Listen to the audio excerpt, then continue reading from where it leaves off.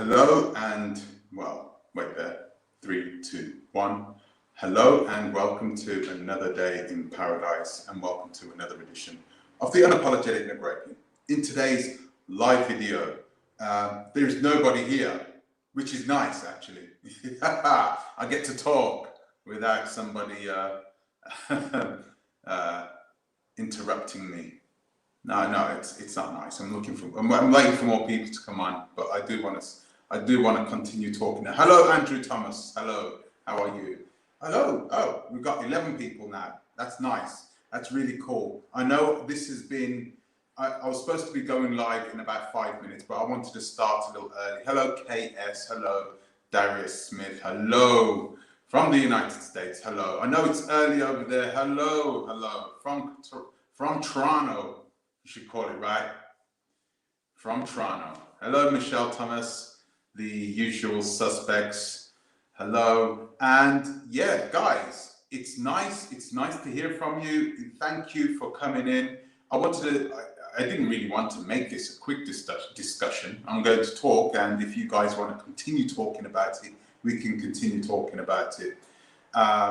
Because I know this could be a long one if a few people that I think is going to get involved if they come in. Hello, Nana. Nah, they're extorting Ghanaians. Explain yourself, Nana Ofari. Because if a Ghanaian goes back, I mean, there are other ways to do this, right? Instead of charging people $150 just to get a test before you leave the country. What's wrong with the test that they are taking in the country? So you know this, right? So you got to take a test and you got to pay for this test. So that's what they do. They just do a blanket test for everybody. For all people who are traveling to Ghana, you have to take a test, right, on entry into Ghana, and you have to pay for that before you get on the plane. You don't take this test, then you don't get on the plane. It's really that simple. And it's terrible. We're going to talk about this now, actually. I'm going to ask you to please like, subscribe, share, click the bell notification. Please consider supporting the channel on our Patreon, and please consider following and subscribing to the Oversight YouTube channel. The link is in the description. So thank you very much. Hello, Mainland Dev. Hello, Tanya. How are you doing? So it is afternoon on the East Coast, I should say, of the United States of America. But it's coming up to what? Is it 3 o'clock on the East Coast? Yeah, I think it's over 3, 4 o'clock, something like that. Yeah. Yeah, but the yellow fever test has always been around, Mainland Dev. It's always been around. So you've always had to do the yellow fever, and it's obligatory for many African countries. Okay, so that's not. I wouldn't even call that extortionate, because the fees aren't that expensive either, right? $150 though. It is comparable. You can have, if you go to the UK and you're found out to be positive, or is it? I can't remember which one now. You have to go into isolation in one of their hotels that they pick you in the UK, right? You have to go into isolation there, and that costs you grands, okay? It's not like $150 or $100 a night. It's thousands of dollars. So, Michelle Thomas, K&K Squad tried to tell us about how expensive Ghana was. Yeah, Ghana is not that expensive. It's just these fees. They add up. How much did they, because they were traveling with a large family and they were renting silly cars, you know. They weren't really thinking. They just think like they've got a bottomless pit of money. And yeah, I think that's what happened with them. It was just about mismanaging money. I think it's nice for them to go back to Ghana, which is nice for them to do that. But what I wanted to talk about today is a video that I made almost a year ago now, which spoke about the ADOS community and why they were so angry. And, you know, in this ADOS community, you have people talking about, hey, you know, I'm talking about the ADOS movement, okay, not just ADOS, all African Americans or anyone descended from a slave. I'm not talking about that. I'm talking about this specific ADOS movement led by Yvette Carnell, okay? So they were coming out and they were saying, hey, so Canada has mandatory hotel for $2,000 for 3 days whilst you await COVID results for returning to Canada. That is ludicrous, absolutely ludicrous. I know, me neither, Tanya Cisse, I've got to admit it. I mean, I've wanted to go for quite some time. I wanted to go, but it's not sort of on my radar at this present moment. And part of the reason is because of this. I saw this. I was like, what? For what? You're going to charge me for that? Nah. You know, I could go to many other countries and not even pay. Just get yourself a test, you know, make sure you are not positive. If you are positive, then have someone do a quick check at the gate, yeah, boom, and then isolate those people and then put them on the plane. That's if they were really focused on making sure the people who are coming over aren't infected, right? But they're not doing that. They're trying to look at the situation thinking, oh, well, you know that the health minister or whoever the Home Secretary or Secretary of State or whatever you call it, guys call it, the person that takes care of the whole of Ghana, the politician who does that guy there, he's like, how can I make a little something for this? They're doing the same thing in the UK too. However, it works slightly different in the UK. Okay. So in the UK, these contracts are awarded out to people who have interest, who have security firms, and the controlling stake of these security firms are normally owned by other politicians in the UK. So it's working slightly different. Could work exactly the same. Sorry, Darius Smith. Florida and a few other states are going back to mask mandatory tomorrow, Monday. Things are getting worse in the states. Tanya, you live in Tejas, right? How's things down there? Are we going back to masks? Because the governor of Texas, he was pretty staunch about it, right? He didn't want to go back at all.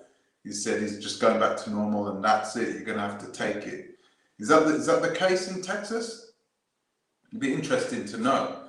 And it'll be interesting to know when all these countries start to roll back all these policies. Oh yeah, we're not going to do this. When is Ghana going to stop testing people? When will they stop? I don't think it's going to happen, especially not for now. So anyway, I watched a video on the YouTube channel for my journey through Al-Kabalan. Okay, my journey through Al-Kabalan, or journey through Al-Kabalan, one or the other. Okay, it's an African-American lady that used to live in Tanzania, and she has recently had a bit of aggravation in Tanzania, and she left and she went to live in Ghana instead. And she's gone to live there with her young son.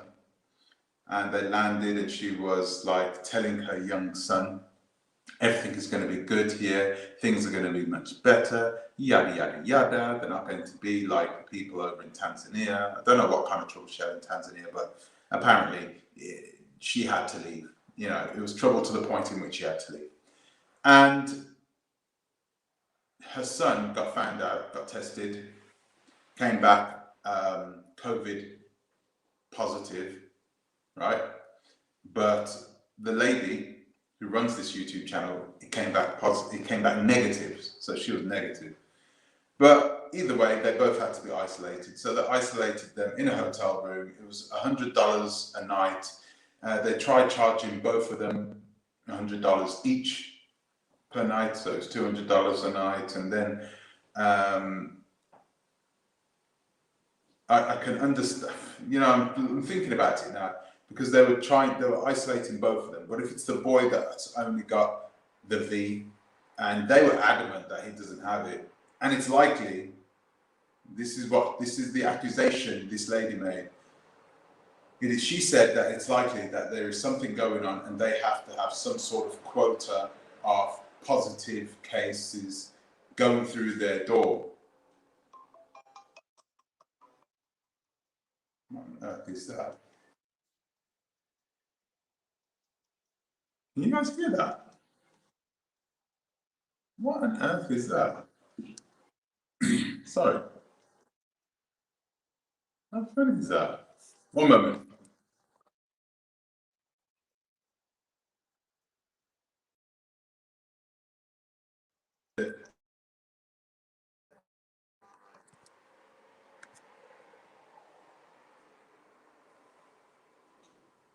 That is funny.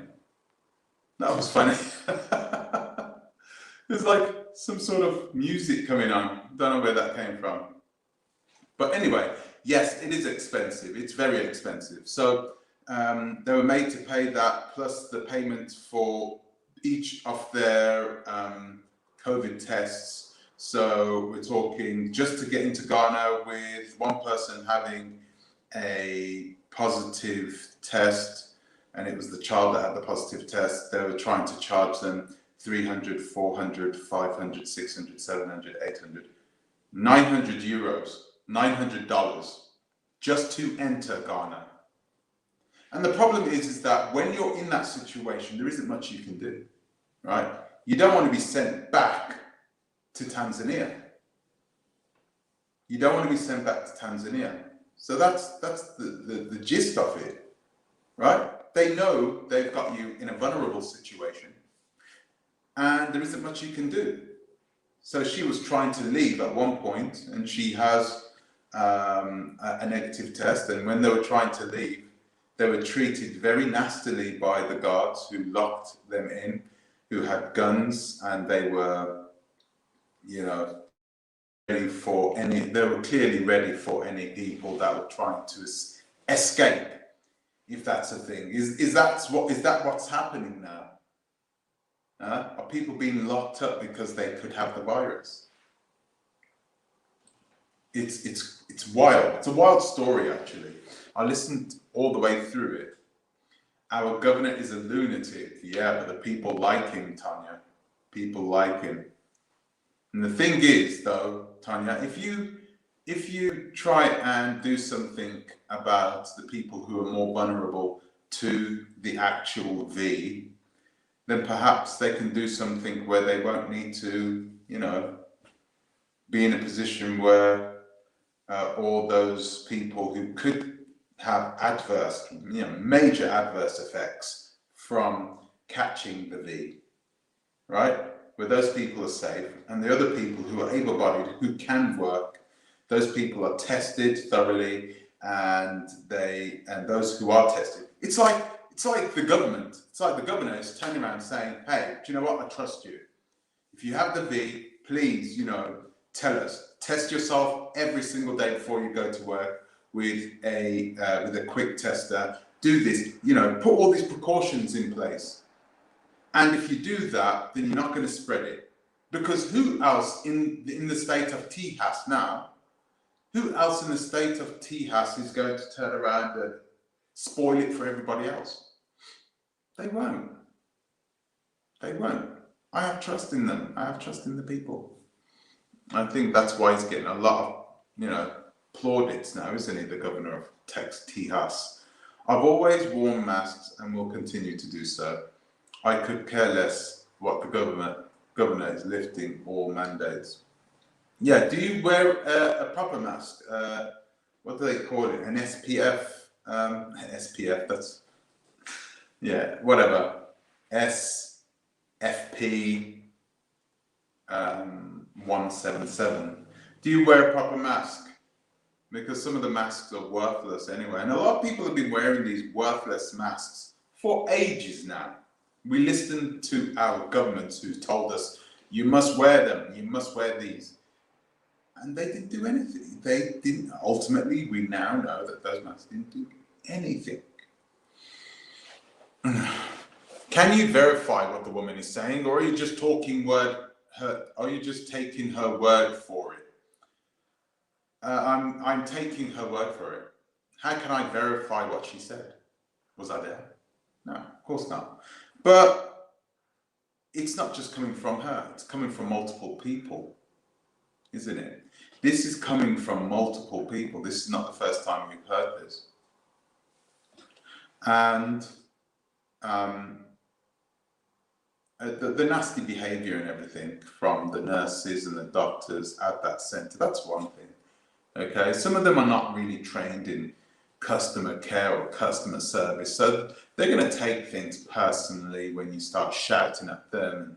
And of course, when you have people like this, you know, who are working in this sector who haven't had that sort of high level of training to take care of customers who may be irate, who may be angry, who've just slept on a plane for 3, 4, 5 hours, and they are tired and they're hungry and they're thirsty and they just want to go to their hotel room, and then all of a sudden they've been caught as being positive, you know. So they're probably getting a lot of it in their head, these types of people, and they are trying to exact a bit of revenge, which is so unprofessional, onto anyone who comes cheeky to them, anyone who back chats them, anyone who looks at them funny, you know. So I think it's a bad situation all around. There's a reason why they're doing it and acting in this sort of a way. Not making excuses for them, because I don't think there should be any excuse. We're all adults, right? If you can't speak to another adult that way, then, or understand and be a little bit more empathetic towards another adult who may be experiencing a lot of anxiety, a lot of stress, a lot of anger as well, a mix of emotions, you know, after coming off a long, you know, flight, only to be told that they're going to be charged almost $1,000, you know, because their child has some sort of V that's not really affecting him. He didn't know that they had it. So yeah, they said that you need to check this test again. I want a second test. So clearly, these guys turned around and said, no, you can't have a second test. There is a protocol and you have to follow that protocol. So you just have to trust what they say. Yeah, it's positive, yeah. Do you trust? What governments do you trust? Let's ask you guys. What governments do you trust? The list of governments, it won't be a lot, will there?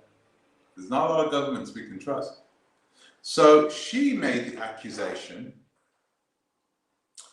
that the people who are taking care of this, the test procedures and the hotels and so forth, they were telling them that these people are fabricating the results.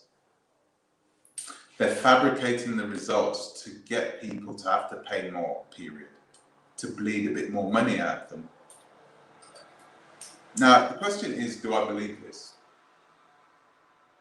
Oh, yeah, of course I do. Of course I do.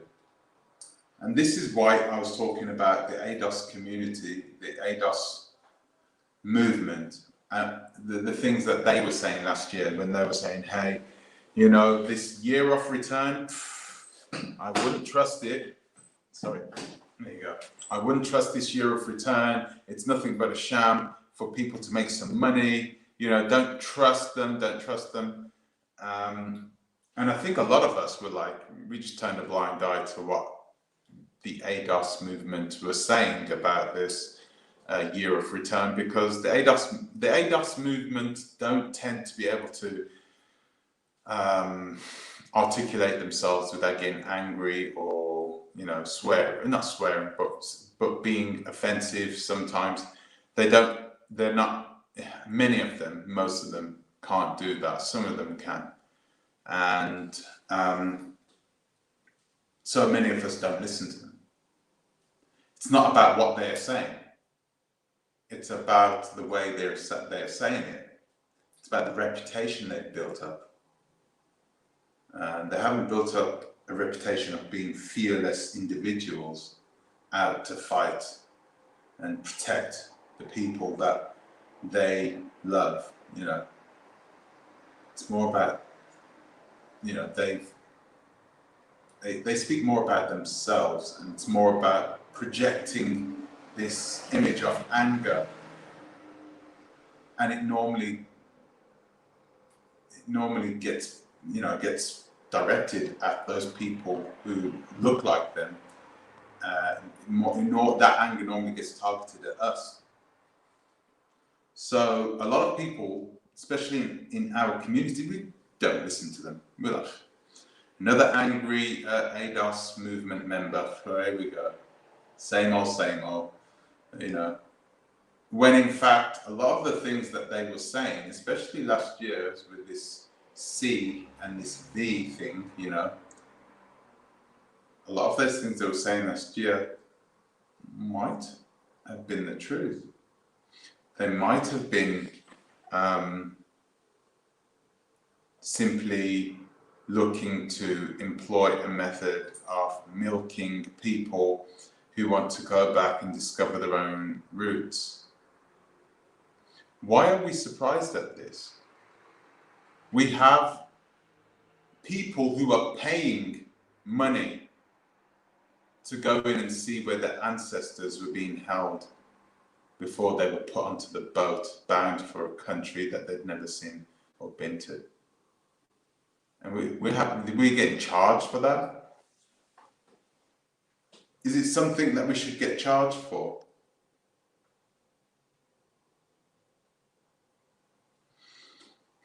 That's questionable.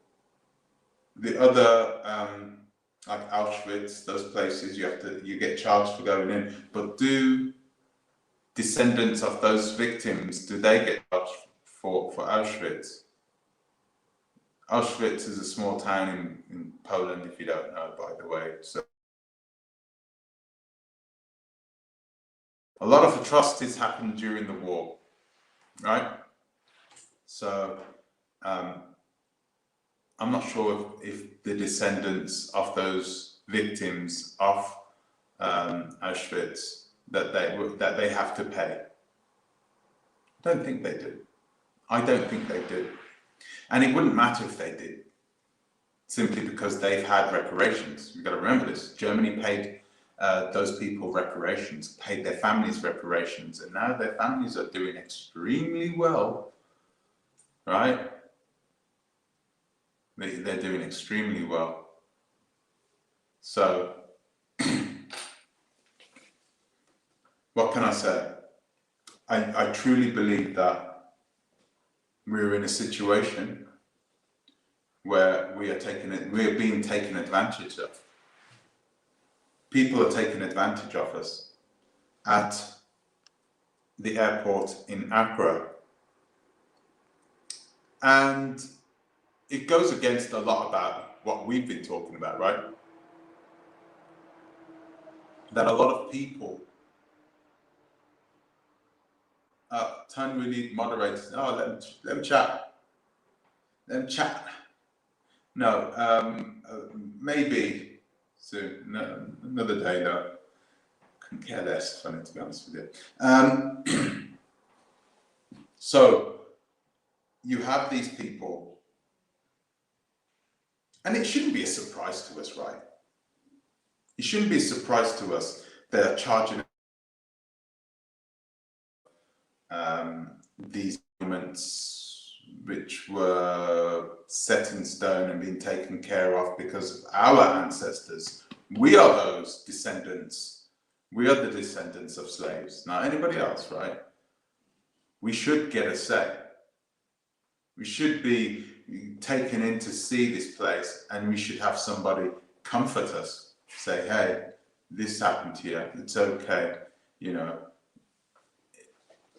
That should be if it was really the year of return and they were thinking of only about, you know, giving us as descendants of slaves some clarity, some closure about what happened to our descendants, why would they charge us?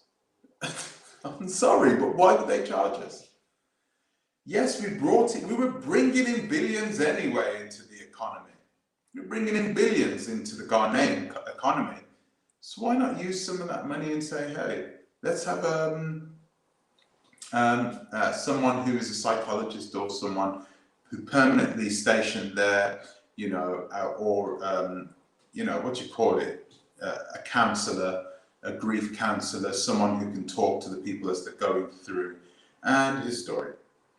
Just have them there permanently, not a tourist person pointing and just talking you through things, but someone who is there to give you some sort of psychological counseling so you can get over this thing. This is a big thing. This is massive trauma to think that centuries, not years, not decades, but centuries of our people went through these places, to the point in which they had to build a big fort, a big fancy fort, to make sure that everything was secure with their assets.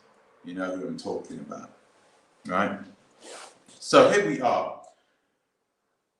And now we're in a situation where we have to, most people have to go through their airports in order to get into this promised land. And they know they've sold this dream to everybody. They've sold this dream to everybody. And now these people who had plans of going back, they had plans already. They are now trying to sort of milk them for an extra $150, perhaps even more, $1,000, up to $1,000 if it's two people. So for me, that's very concerning. And just listening to the way this lady was talking, she didn't sound like she clearly wasn't lying. Because you don't lie about the types of things that, you know, that she was talking about. There was no motive for her to lie. African Queen, a British couple were murdered in Jamaica. Let's talk about that. I don't want to talk about that. I don't want to talk about that. I didn't know that British couple. Was it a British Jamaican couple? Was it? I didn't know about that. Yeah. But I don't want to talk about that because, you know, it happens. Does it ever happen in the United States of America? Does it ever happen in some of the countries in Africa? I'm sure there are couples that get murdered in those places. I don't know. I don't have the statistics there. So try to be a bit more precise about that, African Queen. Then by that logic, don't charge Africans for coming to the Caribbean because their relatives were broken and tortured there. Were their relatives broken and tortured there? Not all Africans were taken from the continent to the Caribbean. Some of them were, and only a small amount, but you've got to remember there was tribal wars going on between, and the Europeans got in between the tribal wars, right? African Caribbean diaspora talks. So yeah, they got in between and started saying, okay, well, yeah, do you know these guys? Hey, we've got some nice weapons for you. You can take care of these guys. You can take over. Yeah, bring us their prisoners of war. Yeah, they'd make good, solid, you know, workers for us. We need some workers, some grafters, you know, some good, strong, able-bodied black men. So that's the way that happened. But I don't think there is. I think there's perfect logic in that. I think that if there are more Africans coming into the diaspora, and I don't even think they should. I think that they should find a way I've put in this charge, by the way, I'm talking about the slavery thing here. I've put in that charge onto the British, or those people that created the mess in the first place, right? Just moving swiftly on, I wanted to get back onto this V. Don't want to say this V thing, because it is slightly different, right? The V was, or the outcome of the V, with the lockdowns and the masks and all those types of things, all those things were what we call an emergent risk. It was something that we didn't know was going to happen. I could tell you 3 years ago, I didn't know that I'd be locked inside my house for weeks on end. I had no idea that that they would stop all the trains and stop all the buses and stop all the planes and lock all their countries, whole countries up. I had no idea they were going to do that because of a V. And neither did you guys, right? If you did your homework, you know, they always have a United Nations if the chances of something bad happening, like a virus, and they did one 3 years ago, and they knew there was a high chance of a pan happening, and they didn't do anything. So yeah.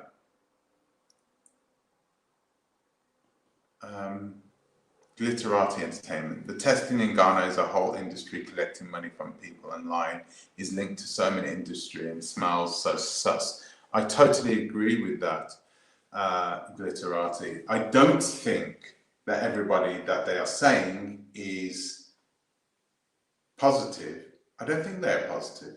I reckon they have quotas. They have quotas and they need to fill the hotels. Just like the prison system in America. They need to fill these places in order for those places to pay for themselves, right? And there is somebody collecting some money. Or you people who thought that that extortion and, you know, that type of thing didn't happen in Ghana, because Ghana is this special place. Yeah, it's not quite the truth. So you have a lot of YouTubers who are coming on, and they're not talking about the dark side, the insidious side of some of the people who live and work in Ghana. There are people there who are just in it to win it. They're in it for their own money, you know, to make money for themselves. And that's a shame. It's a big time shame. Let me just invite some people. Okay, thank you. So I don't trust them. The reason I haven't gone there is because I don't trust them. I don't think they're going to do the thing, you know, in a professional way. I don't think they're going to do it in a professional way.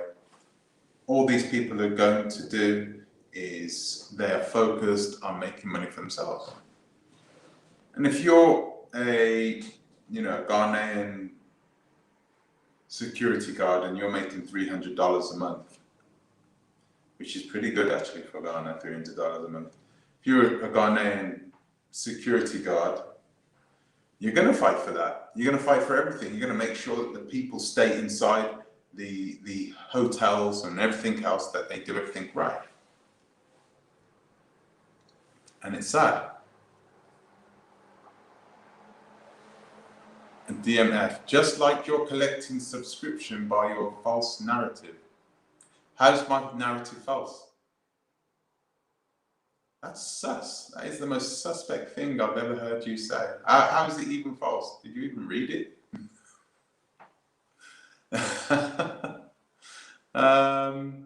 There's a lot of people who believe this. So I'm simply asking the question, is this the case? $300 a day will be considered a hustle. It would be. But like I said, Ghana aren't the only country that are doing this, that are charging people. But you can't.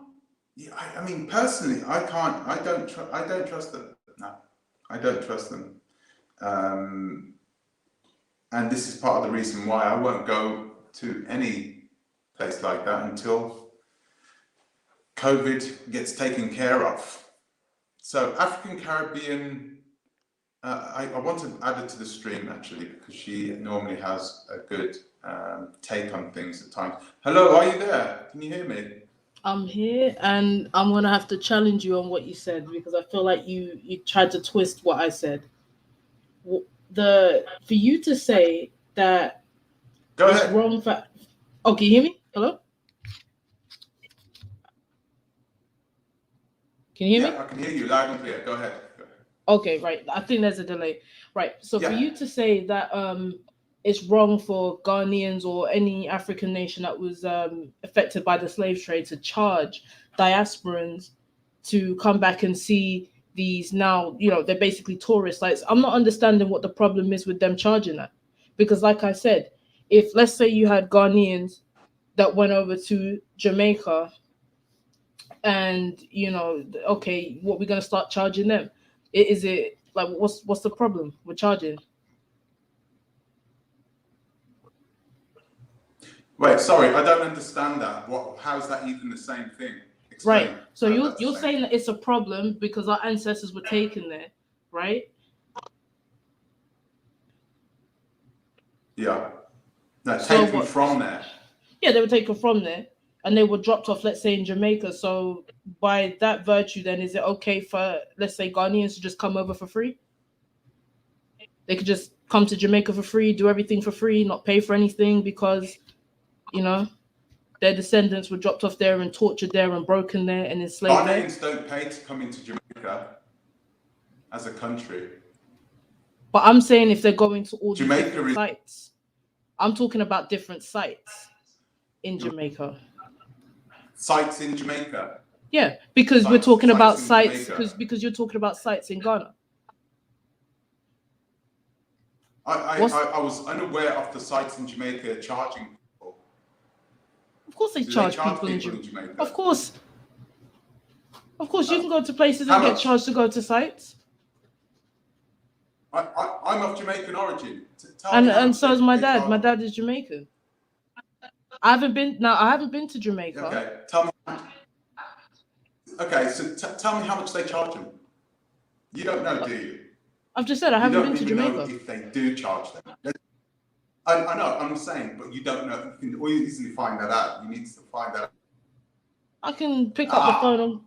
Anyway, but hold on, listen. You're chipping. I don't even think they charge people. I don't think it's set up in a way in which. Hello? Bugger. Sorry, it's not my phone. I'm not even sure if they charge people. I'm actually doing a Google search right now whilst Google is charged. Hold on, I think I'm chipping out. Hold on.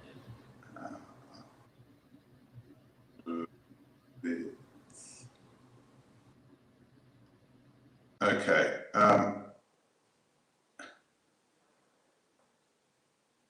Okay, so with the Auschwitz in Germany, in Poland, sorry, Auschwitz, right? Oh, she's not there. So anyway, with Auschwitz, I've just Googled this, guys. Auschwitz.org. Memorial is free of charge to those descendants. It's right here. If you go to Auschwitz.org, Jewish people don't pay to go in. Okay, so it's not that weird. Jewish people don't go to. How could you charge people to go into there? Right? It's not as strange as it seems. I don't know about Jamaica though, guys. I don't know about Jamaica. I was just looking up Auschwitz, and I'm not sure if I've never even heard of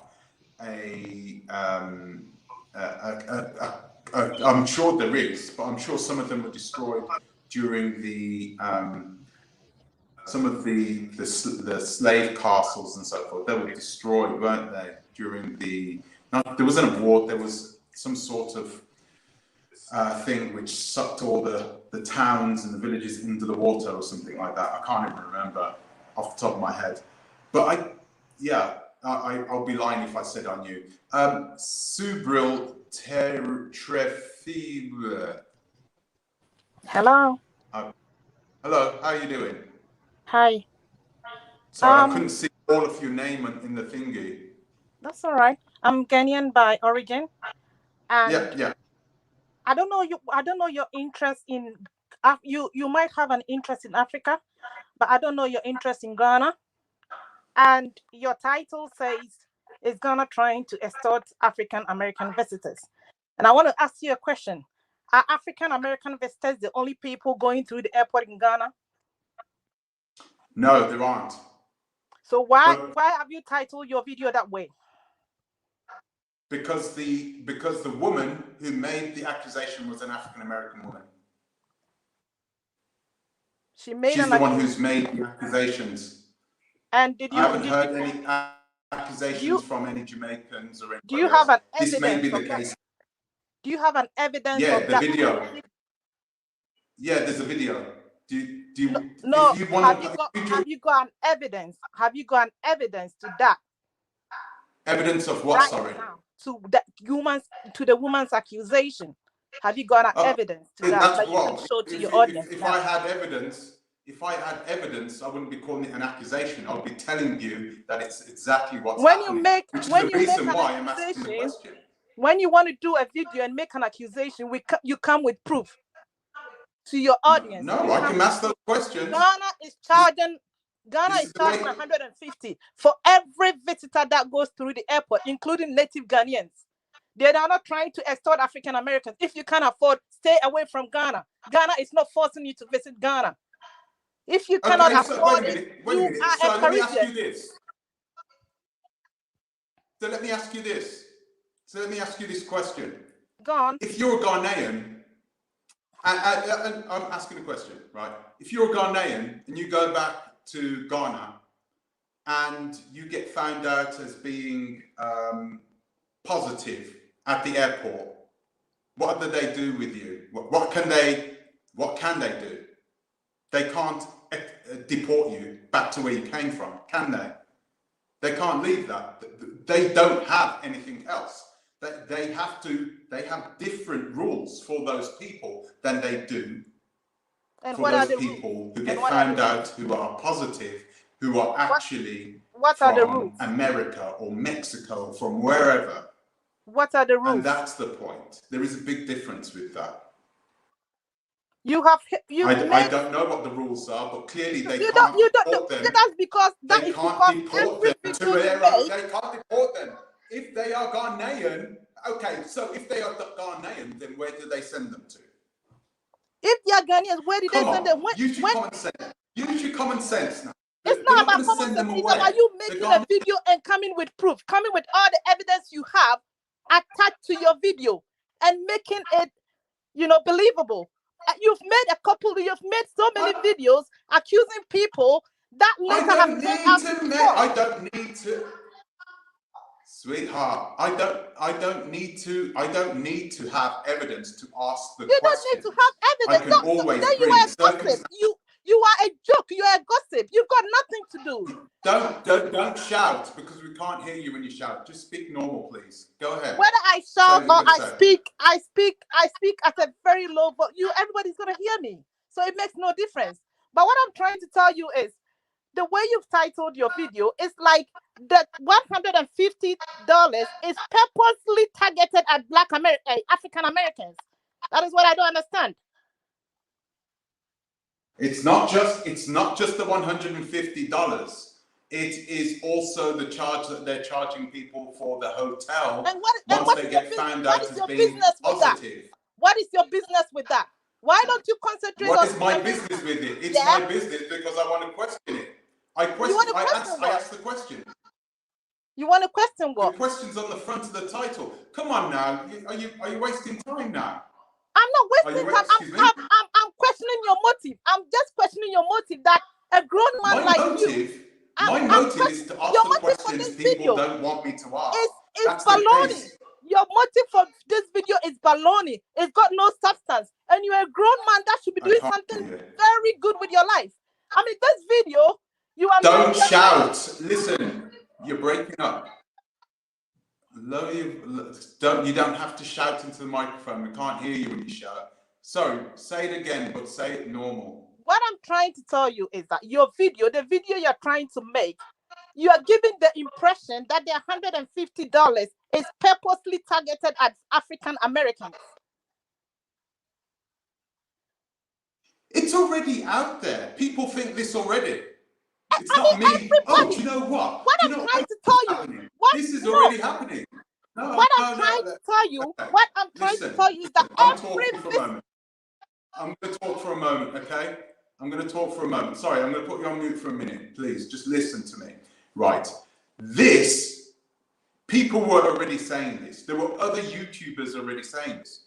I never saw you go onto K&K Squad and say, hey, wait a minute, you're just talking about so-and-so and so-and-so. I never heard you say about about them when they spoke out about it. I never heard you say, who else spoke about it? There were many people from the ADOS movement who were saying this, and that's in the description, okay? So read the description, okay? I'm simply asking the question, and I'm asking you guys for your opinion on it. I have to get angry about that. Sorry, I'm going to take you off mute now, so you can talk again now. Go ahead. Well, what I'm trying to say is K&K Squad didn't have a stream yard for me to have, you know, voice my feelings out on live like this. They didn't have that. Hello? I can't hear everything he was saying. I couldn't hear everything he was saying, but continue. Well, what I'm trying to say is K&K Squad, whether they did a video, I don't know. I'm not following them. And even if they did, it wasn't a live video that had a stream yard for me to have gone on like I'm doing now. Okay, but you can still. Oh, and I'm asking you, did you leave a comment? Did you voice your opinion? On what? I don't know whether you did. I'm just voice my opinion on what? On your video or what? On your video? No, on the fact that they questioned whether they were being tested fairly, treated fairly at the airport. Okay, I think when was that? When was people. When did they make that video? It was almost a year ago. A year ago. Look at you. Look at you. Carry on. So, I mean, come on. I mean, you are just ridiculous. You are a ridiculous grown man. Why am I ridiculous? I don't know your intention on YouTube.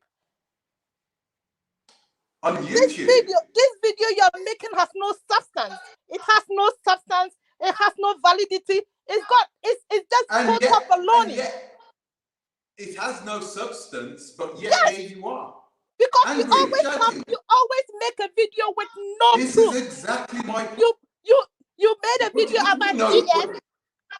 You made a video about ES that he had left Ghana for US. You made a video about JC that he had impregnated somebody in Burkina Faso and had gone to Kenya.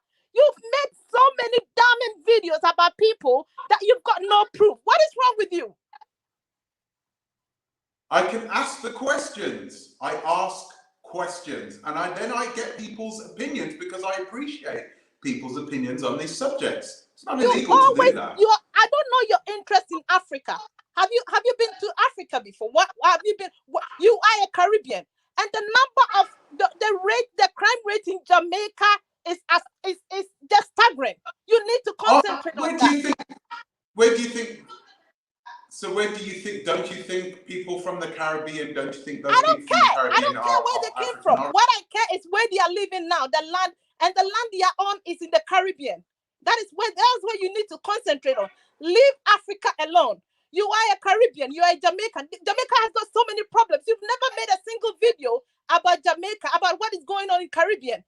You are always targeting African I Americans. have. You're always targeting people who sorry, have but I got their have. life together because you've not got your life together. What is wrong with you? I love Africa. Africa is a part If of you, me. if you This is love the reason why I Africa, you talk need. about it. I If care you love about it. If you love Africa, you need to be objective. I didn't understand that last part. But yeah, I love the place. Yes, There's a if you reason why I love talk about it. Africa, There's a reason why I say these things. I mean, sometimes I wonder whether you are a woman in a man's body. I ask myself so many questions about you. Caribbean, Jamaica has got so many problems, but you overlook it and concentrate. So do you watch me often? Sorry? So do you watch this channel often? Do you watch this channel often? I watch it. I watch it. The ones that don't make sense to me. The ones that don't make sense to me. It's what I watch. No, I don't want to make you, I'm not trying to, I respect you and I respect your opinion, but it is your opinion, and at the end of the day, I'm always going to continue asking the questions which people don't want me to ask. That's the whole premise of why I started this channel. The last thing I'm If going I to was leave you asking the with, nice questions, that the people last want to thing hear I'm going to about, leave you with, the good positive things about everything to do with Africa, then I'd be like, what am I at? And what am I says those things. He says love, positive things, only the positive things about Africa. This channel was specifically designed. Wait there. I hadn't finished yet. Right, let me finish. Right, so this channel was set up to ask the questions people did not want to hear the answers to, and most of the time didn't even want me to ask. I made a video about a transsexual in Nigeria. Who else has ever done something like that? I ask those questions. I make those interviews. I do those things. I make videos about that question that go against the norm. Okay, the videos in which the other YouTubers who are talking about our land of Africa, that they don't bother to ask. Sorry, I'm going to take you off mute now. Okay, so I'm guys, other guys who are waiting, I'm going to put you in. Okay, I'm going to put you in. I'm just going to allow Sue Brill to continue for a little while longer. Go ahead. Are you there still, Sue Brill? Hello, yeah, I'm here. I don't know if she's still there. Yeah. So did you hear what I just had to say? Yeah. Well, what the last thing I'm gonna leave you with, if you wanna make an accusation video, you come with real proof. You come holding proof in your hand, showing it to the audience to make it believable. Almost 80% of your videos are allegations. They are all allegations. Did you see how ES fooled you? ES fooled you. She actually fooled you because you thought, I don't know if somebody sent you an email that ES was leaving or she just did a video just to fool you and you made a reaction to it. I don't know. But you later saw that you made a fool of yourself because you always make a video based on... Why? Can I ask you, why do you think ES did that for? Well, do you think she cares for me? Whatever she did is her life. You don't need to just siphon something from it and make it into a whole different thing. Whether she decides to make a joke or whatever, it's her life. She can do whatever she wants. You have to make your real content. Start making real content and stop reacting to people's videos. Breaking up, guys. Can you guys keep... Okay. All right. Wait a minute. Okay, fair enough. We're going to listen to the men's restoration channel and see what he has to or she has to say. Oh, she's gone. No. Oh, anyway, she's gone. But we're going to listen to his opinion on whether or not people in this hospital or in this hotel where they are staying at, whether this lady, I forgot her name, but the name of her YouTube channel is My Journey Through Alkebalan. That's her name. She's been given her story about how she's being treated. She was crying on the video.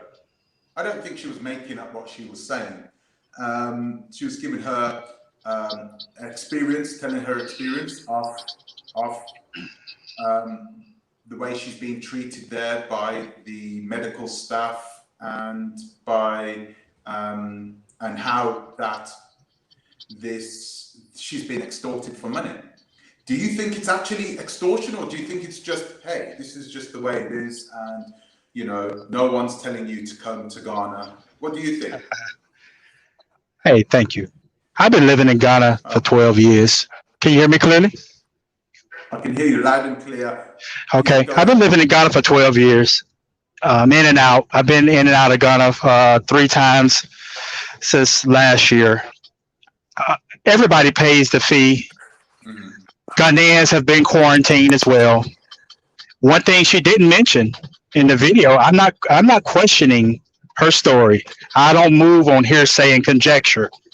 We, as Black Americans, diasporans, we got to stop moving on hearsay and conjecture until we have hard proof, and one video doesn't make it hard proof. If she was in a room or a hospital or a hostel or a guest house full of African Americans only, or 50% or 25%, then that would be highly suspect. One video uploaded recently, because this whole situation is messy. It's a global mess. It's not an African American. It's not an African American problem. It's not an African problem. It's messy everywhere. It's an inconvenience everywhere. And so, what I'm asking those who are sincerely looking to go to Africa, one, you need to go there and not have any delusions. I've had a magnificent experience in Ghana. I'm moving my whole family across the water. My mom, my brother, I got legions of people following me because they see the results that I'm producing. Ultimately, because I went there with realistic expectations. I didn't expect nobody. Yes. Yes, go ahead.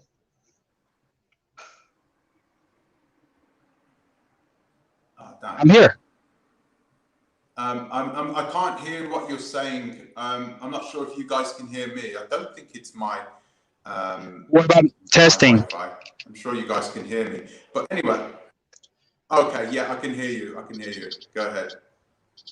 So I've had some great results because I didn't go there with any delusions and I was realistic. And when the video is the video. I've had an in-law get quarantined. He's Ghanaian, born and raised, lived in Ghana, in and out of the country. He's been quarantined. Everybody pays for the test. I've seen Chinese, Mormons. I see everybody pay for that same test. It's a nuisance. It's an inconvenience. We just have to plan for it because the PCR test is not accurate. It's highly suspect that they chose the PCR test out of all the tests. The one who created the PCR test, who died in 2019, said it's not meant for what people are using it for. They may have scrubbed YouTube and got that information off.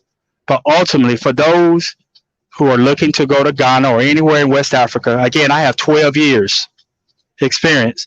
Has it been rosy? Most cases, yes. Some cases, no. But what you're going to run into is what you ran into with your shady grandparents, your shady mom and daddy, your shady cousins, your shady uncles and aunts, your shady friends. There's shady people all over the place.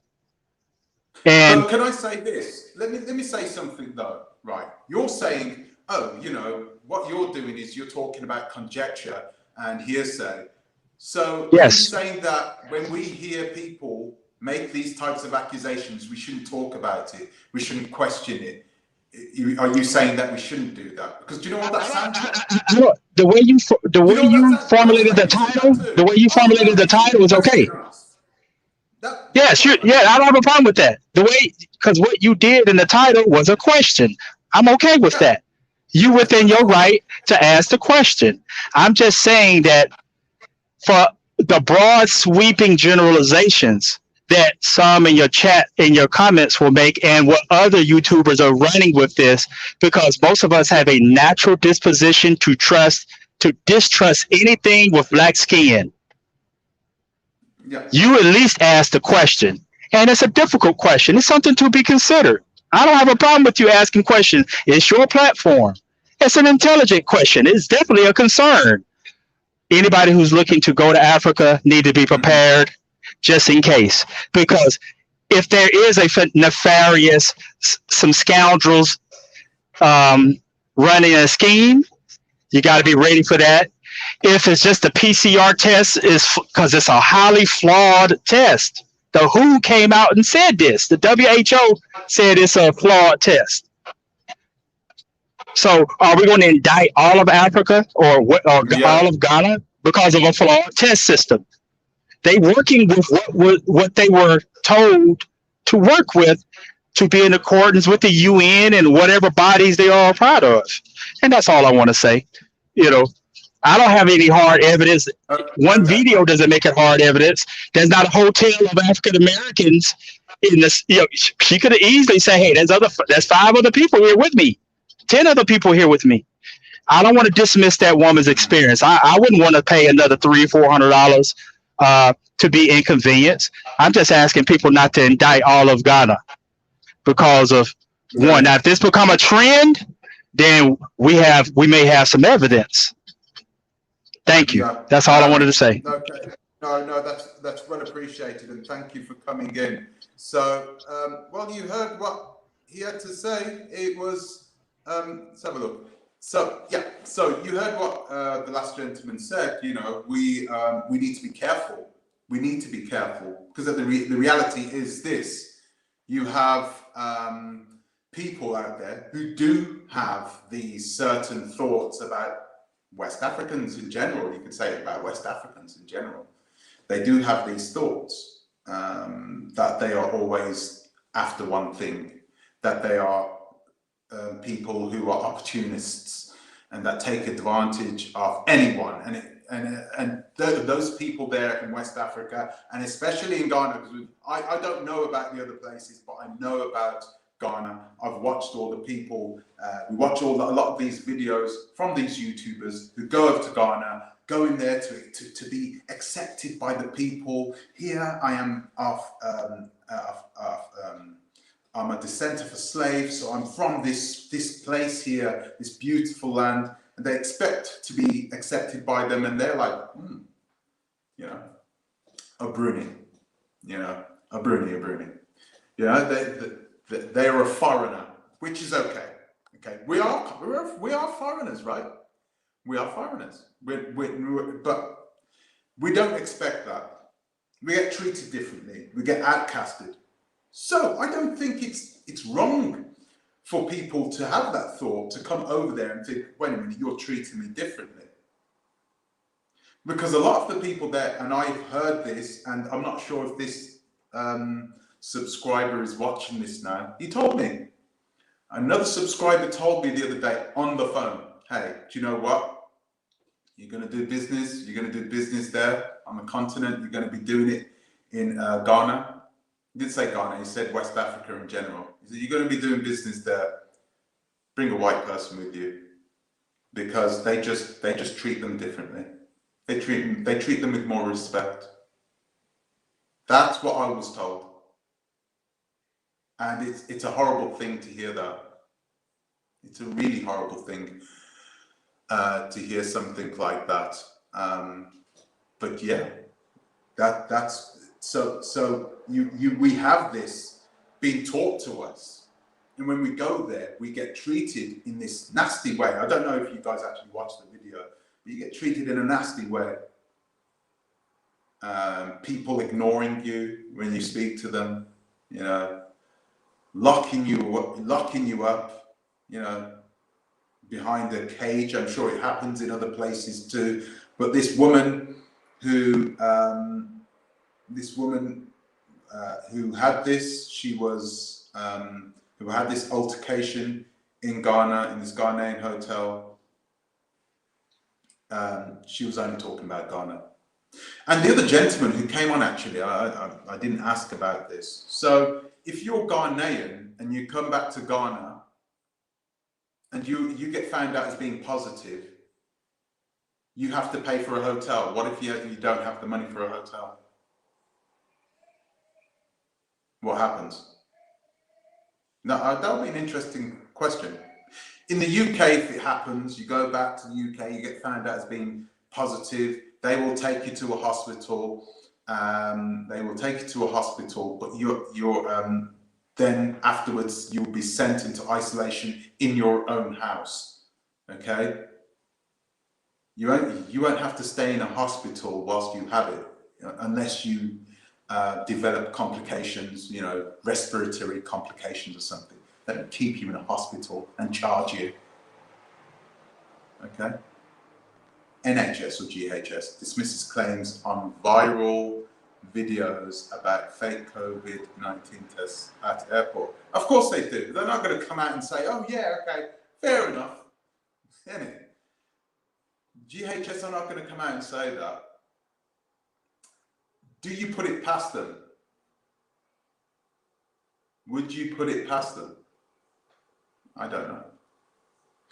I don't know. I don't have any idea, because I've never been to Ghana recently, right? And I've never been put into that situation. One thing I do know is that, you know, this is COVID. People haven't been working, and people are not stupid, and they will capitalize on certain situations. Okay, they will capitalize on it. It's okay. We want to think that, no, the world is all furry and no, this would never happen to, no, come on. If I was to say this about Nigeria, nobody here would be like complaining. No one. Everyone would be like, oh, well, it's Nigeria, isn't it? Of course it's happening. Oh, yeah. God, a lot of the people here who are standing up saying, oh, this is bad, you're just as bad. Because if I was to say Nigeria, you would not be saying a damned thing. Okay, so I'm just going to let DMF inside. I'm going to add him to the live stream. DMF, I think you lived in Ghana, didn't you? Right? Did you lived in Ghana for a while? I still live there. What's your thoughts on what this lady said? Do you think that what she's saying it could have some, some truth to it? Or do you think it's total rubbish? Absolutely not. Could never happen in Ghana. I think everyone's got their opinion, and I don't think she's saying anything out of place. I think basically she's got a personal thing against you, of course, and she's just venting out because, as I said to you before, when I initially got sight of your videos, the first time I saw you doing what you was doing. Sorry, I'm talking about, yeah, I know she was talking about, yes, which I've got plenty of those people, but no, I'm talking about the lady who made the video. I think she made it yesterday. She was inside in isolation. Okay. And she I saw that. Yeah, I actually I'm not saw sure that if today. you've watched this video. No.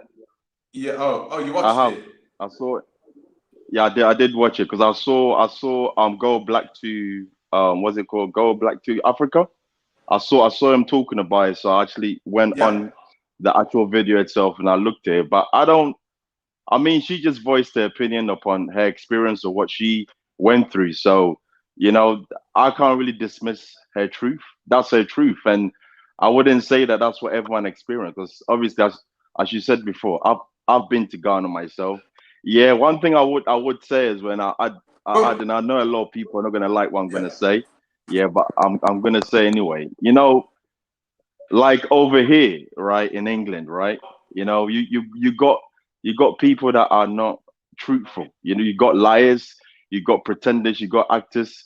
Africa has got that too. You got to remember, it's a developing country, so there's a lot of people that are very dishonest also there too. You see what I'm saying? I can remember a situation when we were returning back to the UK, and I think my visa ran out on my passport, right? and you know, the gentleman Yeah. asked me to basically to give him like a bribe type of thing at the airport. You see what I'm saying? And Yeah. he's a Ghanaian, I'm a Ghanaian, but you know, this what happens. This is not something that, you know, it's like we should just, you know, like it. That's These things happen everywhere. I'm sure it that's happens in normal though, Jamaica right? too. I think You see what I'm saying? So that happens a lot. So I don't really see the big deal about it. when It's not you're like trying it's to go something that through no the one knows airport, about. Everyone knows when you go to these third world countries, you're gonna have these kind of occurrences. You see what I'm saying? It's not something that is personal, you know? mhm. Yeah. Sorry, wait there, DMF. I'm going to listen to what Anna Lee Quarterback Yeah. has to say about this. Hello, Anna Yeah, Lee. go on, sorry. How are you? Are you? You keep on I'm just breaking going to up. listen to what Anna Lee. Oh, yeah. How are you? Can you hear me loud and clear? I can't hear you. Give me a second. Unmute. Go ahead. We should I be able said to I hear hear you you. now, I am Anna Lee. fine. I am fine. Thank you. How are you? We're I'm good. good. Good. Greetings, Thank you very everybody. much. So, Yes, you're I usually don't like to call in on people's lives and stuff, but that lady that was just talking, she really got to me and she made me feel like I need to call in and address something. Um, yeah. I want to stay respectful. And first of all, I must say, if I say anything that offends anyone, please forgive me. I am not here to offend anyone. But sometimes the truth itself is an offense. Yeah, Negropean, that's true. greetings. It's been a long time. I've always wanted to touch base with you, but it's all in the spirit, it's all love, and it's all good. I want to say I love Africa like you do. Africa is my heart, is my home, but I have a relationship with Africa starting from 2011, and I was traveling back and forth there because I was married to a Ghanaian. So I have that. I did not learn certain things until I lived there. I lived there for a whole year. It was revealed to me that going to visit and spending 2 months, 2 months was not enough to really see the real. They still hide a lot. Live there for a whole year Wow. and you will find secrets that you cannot even speak. Okay, that is the truth. When it come onto the airport right now, yes, they are targeting Black Americans. That lady called in saying, like, she's saying, where's the receipt? I'm living proof. I lived it. I am right here. They always like to talk about bring the receipts and bring proof, because here's the thing. They know that a lot of the things that they're doing in Ghana or from West Africa concerning Americans, it's very difficult to find proof or to attain proof. However, the proof is still in the pudding. You can still get the proof. So she was on this, where's your proof? Where's your proof? Because they know a lot of that stuff they put in the shea butter, you can't prove that it's in the shea butter.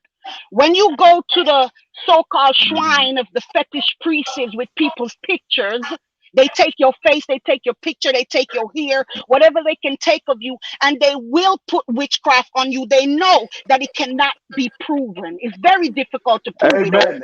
So Amen. she really Amen, got sister. me. Speak it. She really got Speak me it, right sister. there when she Speak it. kept on saying about prove it, prove it. Okay, people drop dead. My very Ghanaian husband right now, they holding him ransom in prison. They beat the shit out of him because what? He let me know a lot of their secrets. And I left with a lot of their secrets. So right Wow. now, 2 years later, they whooping his ass over there in Ghana. When I was coming back from Ghana in Wow. 2019, just coming back from Ghana, they wasn't gonna let me on my flight. They had to scam the shit out of us, and we had to come out of our asses about 190 US dollars, which at the time was about maybe 800-900 Ghanaian cedis. They wasn't gonna let me on my plane. Wow. You see, but my husband had to send me out of the room, lock the door, and talk his talk with that woman in there. for her to let me on my plane. If she did not let me on that flight, I will be dead today. Okay, my fire, and that's My why I don't God. like to get on people's live, because I have years and years worth of experience. And when I start talking, it's fucking fire, it's passion, and I have to keep this shit because a lot of people can't stand the burn. You know, I have receipts. I have receipts up the ass to prove certain things that carry on with this diaspora. Yes, they are forcing Black Americans to travel to Ghana, especially. It is being by force. It is by force. It is by something called Sakawa. It is witchcraft. You're being bewitched to I go there told and to all you get your all these money things. taken. I told you guys all Yes, these my things. brother. Yes, Yes, I I've been did. I saying it told too them. for years. Yeah, yeah. Yes. But you know, sorry, but you know, they put a gag order out on you. They do so much black magic on you to the point where your life is fucked up, because they don't want, you see, once Speak you it, go there, sister. people like Speak you, it. the guy that is here, people like you, if you travel there over the space from 2011 till 2019 was when I left Ghana. That's years of acquired knowledge and experience. I fucking have it, and I walked away with my life to tell the story. So right now I'm still struggling to survive. I'm still struggling to survive just to be able to even speak. 2 years ago, my whole throat, when I coughed up so much. Let me try to tell y'all what the hell I coughed No. up. I have picture of it. They had my whole throat so locked up. And when it took a lot of praying and a lot of anointing oil to release that. And when I coughed, the shit that I coughed up, it looked like some kind of alien shit. And I know it's coming from Ghana. They trying to put a gag order on you, so you don't talk and tell the rest of the world what's really going on. Yes, lady that just called in, it is being revealed that we are being forced to go to Ghana to get taken. To get taken for everything you What did have, they cough for your up? blood, sweat, and tears. What did you cough up? I don't know. I said it looked like some kind of alien shit. I coughed up like it's red. It was red and fleshy, like a freaking alien. It looked like pieces of what, I don't know what to say, but I took a picture of it. I still have the picture just to, to keep to show. I couldn't talk for days. Before I left Ghana, one of my experiences, the very day before I got on my flight, they set my husband against me, and he used his thumb like this, his very thumb, and he pressed right in my pipe. And I don't know, it was like a little scratch there. And I couldn't, when I was leaving Ghana, I couldn't talk. I couldn't even talk. My story is like this. My son, I have a son named Noah that is 22 years old that died while I was in Ghana. And that's a result of everything. If I should sit here today and tell y'all how my son died, you wouldn't believe it. And what was going on in Ghana? What was going on in Ghana the very day my son died is all right, I'm gonna tell y'all flat out. Today will be the start of it. I don't want to talk about it because I'm supposed to leave it for the book. It's supposed to all be in the book, but God's timing is the best timing.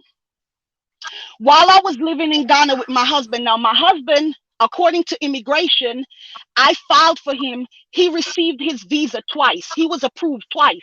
Yet still his visa is sitting in Ghana. Ghana's immigration won't give it to him. They're just holding it, and they just won't give it to him. He's been approved twice already. I don't know what that shit right there is all about, but all I know is immigration said before they even approve him of his visa, they wanted me to go and live there to prove authenticity of our marriage, that at least I could live in his country before he come and live in mine. While I'm living there in Ghana, after about 4 months after I pack all my barrels and ship everything and sell everything here, abandoned my home, my family, and went to Ghana to live there, hoping that he would get his visa, and then we both would leave Ghana. Maybe a couple years later, we would leave and just travel, go wherever. Well, while I was living there, about 4 months into living there, to make a long story short, I got a call one day saying that my son is dead. my 22-year-old son, that is Noah. Now, this day that my son died is on a very ritualistic day. It's on a Tuesday when the Muslims, they're killing a lot of cows. I've never heard of this. This is a day called Salah. You know, it's their whole day. Their cows. My husband came to me and said, should come out.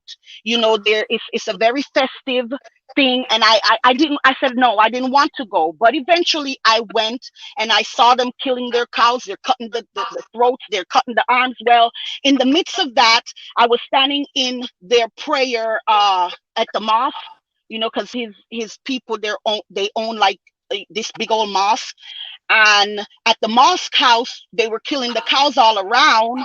I was standing there, blood, you know, there's blood, and I was hurt, and I was disturbed by it. So I started crying, you know, in the killing of the animals, and they started to get offended, like, this American woman is here, she wants to, you know what I'm saying, big girl. I wipe my ear.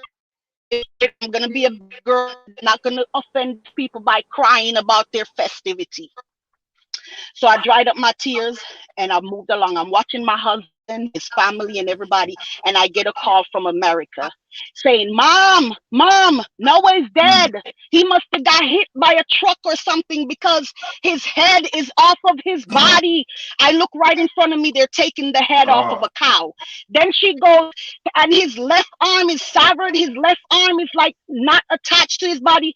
I look to the other side, they're taking the arms and the legs off of a cow. Then she was just being very descriptive, crying on the phone. She's like, Mom, his lung, his liver,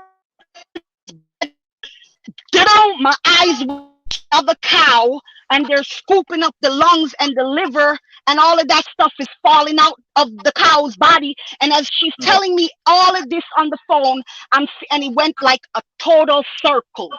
It went like everything that she was saying, like it kind of started from my right, and it went just like that. And it went, and then I felt myself start to fall. I was about to fall. I'm standing in blood. And I'm hearing this. My son at that time was my best friend. It was like my son, he was 22. He was old enough. You know what I'm saying? We was on the phone every day, all day. And so to hear this and knowing that I'm in Ghana and the situation that I was in Ghana, I sent so much money to my husband. I said, put this in the savings account. Don't use it. It's for a rainy day. When the rainy day came, it's like, where's the money at? Can't help me. Where's the money? Now, didn't fall before, because I'm not saying anybody has to be a believer in Jesus Christ and the blood of Christ. No, that's my belief. So in that moment before I fell, all I knew, I remember I looked up to the sky and I said, Jesus, Jesus, Jesus, please don't let me fall in this blood here on this land and die from hearing the news that my son is dead and this is what's going on. To make a long story short, it was all ritualistic shit my husband's family did. It was supposed to take me and my son that day. So this is the kind of shit Black Americans better know they're getting into when they fucking with Ghanaians and Africans. My son is dead. And I'm still here, and I came back on my last breath. 2.5 years later, I finally opened my mouth to speak. This is the first I speak like this about this on live. Like you know, I always try to not do this, but it happened today. It's a big long story. It's a whole lot more, but I'm gonna leave it right there. I shared that much with you guys today, and please forgive me. That's it, okay? No, that's okay. It was. Thank you. I think it's a very courageous thing for you to do, to open up like that, and I really respect that. Thank you very much for sharing that with you. And it would be very interesting. It's actually an angle which I didn't look at this at, which I normally do. I do normally question whether there is something like a phenomenon happening that we do not understand. Especially us in the West, who have been brainwashed into believing that the magic which powers Africa, right? That magic just doesn't exist, and that we are just normal humans. We're like everybody else, and that we cannot tune into the energies which is there on the continent. DMF. We were speaking about this the other day. What did you have to say about what Angel just said then? Angel? DMF, you still there? Oh, so I was about to say Angel. I was going to say Angel. Yeah, I'm sorry, you're not Spanish, so I don't know why. But I was actually thinking about Annie Lee. That's what I was thinking of, Annie Lee. So, he's just coming back on. I'm just going to add him to the stream. DMF, what did you, can you hear me? Can you hear me, DMF? Oh, wait a minute, maybe he's on, no, he's not on mute. Can you hear me, DMF? I can't hear him.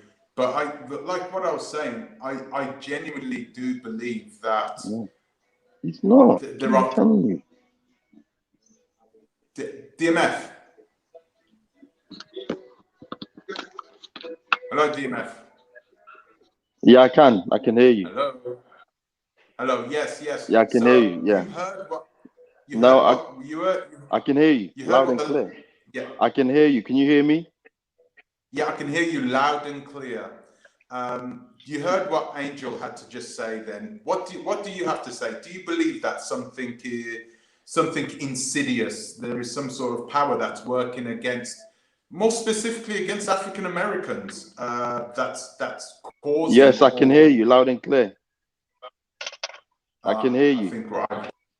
Let's see if he answers. I can hear you. I can hear you. Talk. I can hear you. Yes, I can hear you. I can hear you. I can hear you.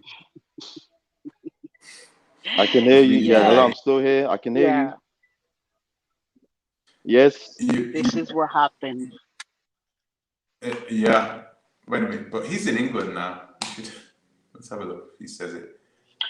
Negropean, Mr. James, one second. Nana, that's a ES said they were doing something to her. Here's another thing to this to add. That's I knew of ES when I started living there in Kumasi, Ghana, from her being on my live and stuff. So we kind of became acquainted where we would talk on the phone, and I shared a little bit of what I was experiencing with her. And she was sharing with me that she was planning to come to Ghana. This was around end of 2018, and I was trying to tell her, like, I'm not gonna tell you to not come, but I will tell you this: just be prepared, protect yourself, and this and this and that, and this is what's going on. I shared a lot with ES. I shared a lot with her.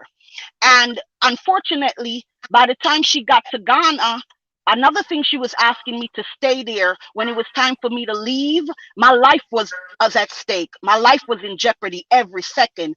And so she said, Anna, don't leave, stay, because I'm coming. When I come to Ghana, I plan on doing it big. You're going to be okay. Just stay and wait for me. And I said, sister, my life is at stake every second. I can't wait. I got to get out of here, or else another day I could be dead. I got to go. They had my husband. Now, I must say this.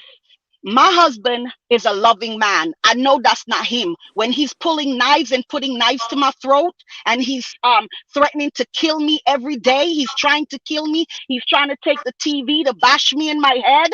I mean, it was all hell. I know that's not him. So I had to get out of there. So anyhow, by the time ES got there, I don't,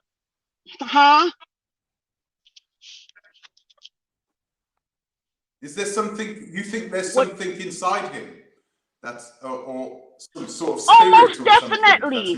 I saw it with my own eyes. I saw it. You can see it. You're sitting right there. You see when the person changes.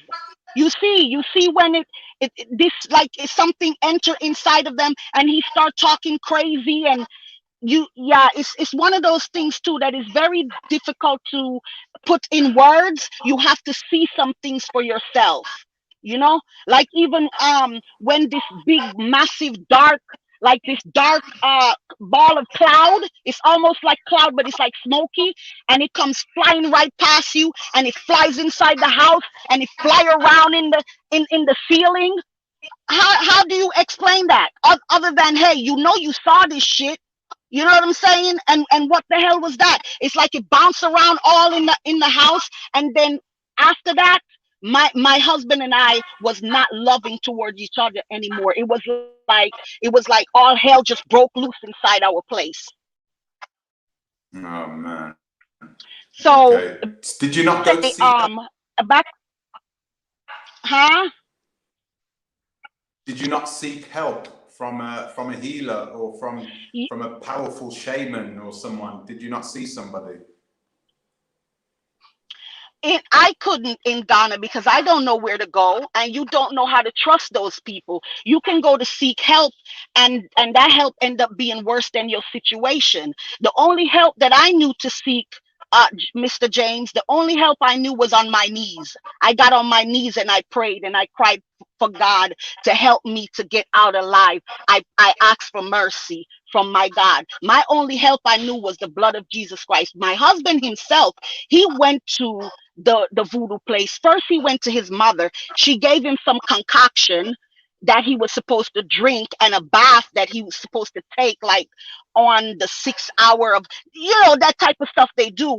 And I remember asking right there in the room, I said, well, what about me? Don't I need protection too? And the response was like, no, he's your husband. As long as he does it and he get the protection, you're covered too. Well, it took me to get back to America to find out that's bullshit. They didn't give a fuck about me. Another thing, they don't like your American ass. Not just that you're American, but to say is there is something about Americans. Yes, people from the UK, people from Canada, people from Germany, people from anywhere taken.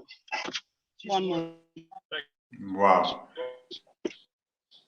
And from everywhere, they use American. For some reason, they pretend that they like you, but if you have an American passport and you got an American tongue, I don't know what it is against Americans, but they don't like your American ass. They think you're privileged. They think you're spoiled. They think you got too much. They think you got money that grow on a tree, and they want to take it. Period. That's all I can say for now. I got somebody disturbing me and all of this. I gotta go. He just trying to. Okay, Angel, thanks for coming on. Thanks for coming on, and don't hesitate to come on again. It was really good hearing from you. And this has really taken a turn now. I mean, guys, you know that I've made these types of videos last year, and do you know, I'm going to be honest with you. When I started making these types of videos, I was just like, do you know what? I'm not even going to go any further into this. There was no way that I could go further into making those types of videos without having some sort of protection. So I had protection from somebody. I had protection at that time. And that person has actually gone and started their own YouTube channel now and everything. I'm not going to say who it is. But, you know, one thing I could say is that I felt more confident, and I was a lot more appreciative of what this person did for me when I saw the actual, I mean, I'm going to call them results, okay? They were results. I saw results and I was like, wow, this is incredible that, you know, that I'm being protected in this way. Sorry about this, guys. I'm going to post the link again. Sorry about that. It's a crazy turn. I didn't think we'd start talking about this, but you know, if you look at what's happening in the Gambia and what's happening also in not just in the Gambia but in Ghana too as well, and in Tanzania, it's wild. Why is all of this happening? Is this just the way it is, you know, when it comes to speaking to people who are living in a developing country. You know, Ghana is developing, but it's getting out there now. It's come to a point now where, well, it's not emerging yet, but its growth is wild, right? So how long are we going to start using the fact that it's a growing country to as an excuse to why this type of thing is happening? And can it have something to do with the fact that there are people over there that have powers that we do not understand, and we don't? Okay, can it have something to do with that? Guy, what do you have to say about that, DMF? DMF, you there? I can't hear DMF. Right. You Oh, know, he's here. you see when they say, yeah, I'm still here. Can you hear me? Yeah. I can hear you. Go ahead. Can you? Yeah.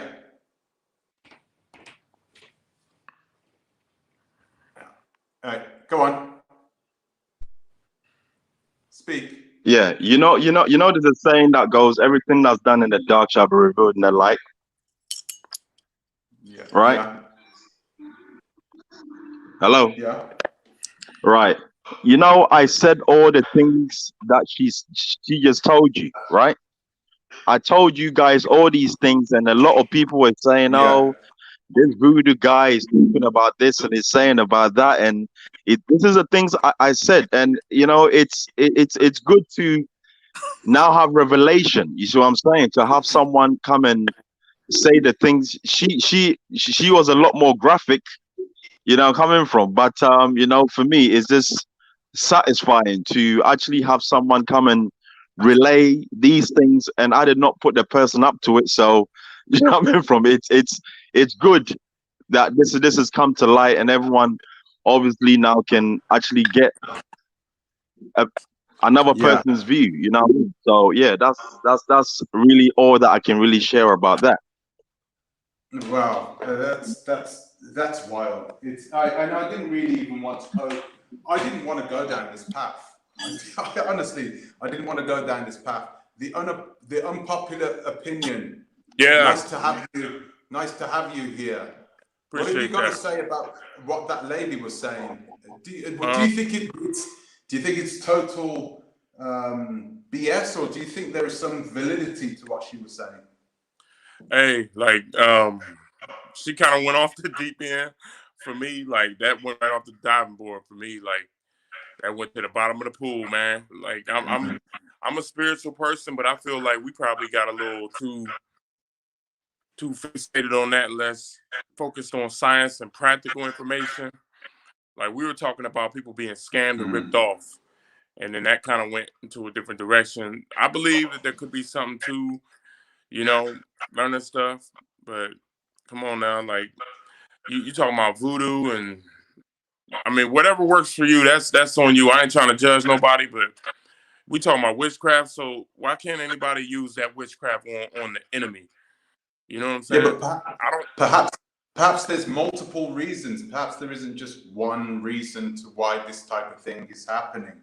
You know, I mean, once again, I don't want to just purely base. I don't want to look for an excuse and say, oh, it's witchcraft. That's the only reason why it's happening.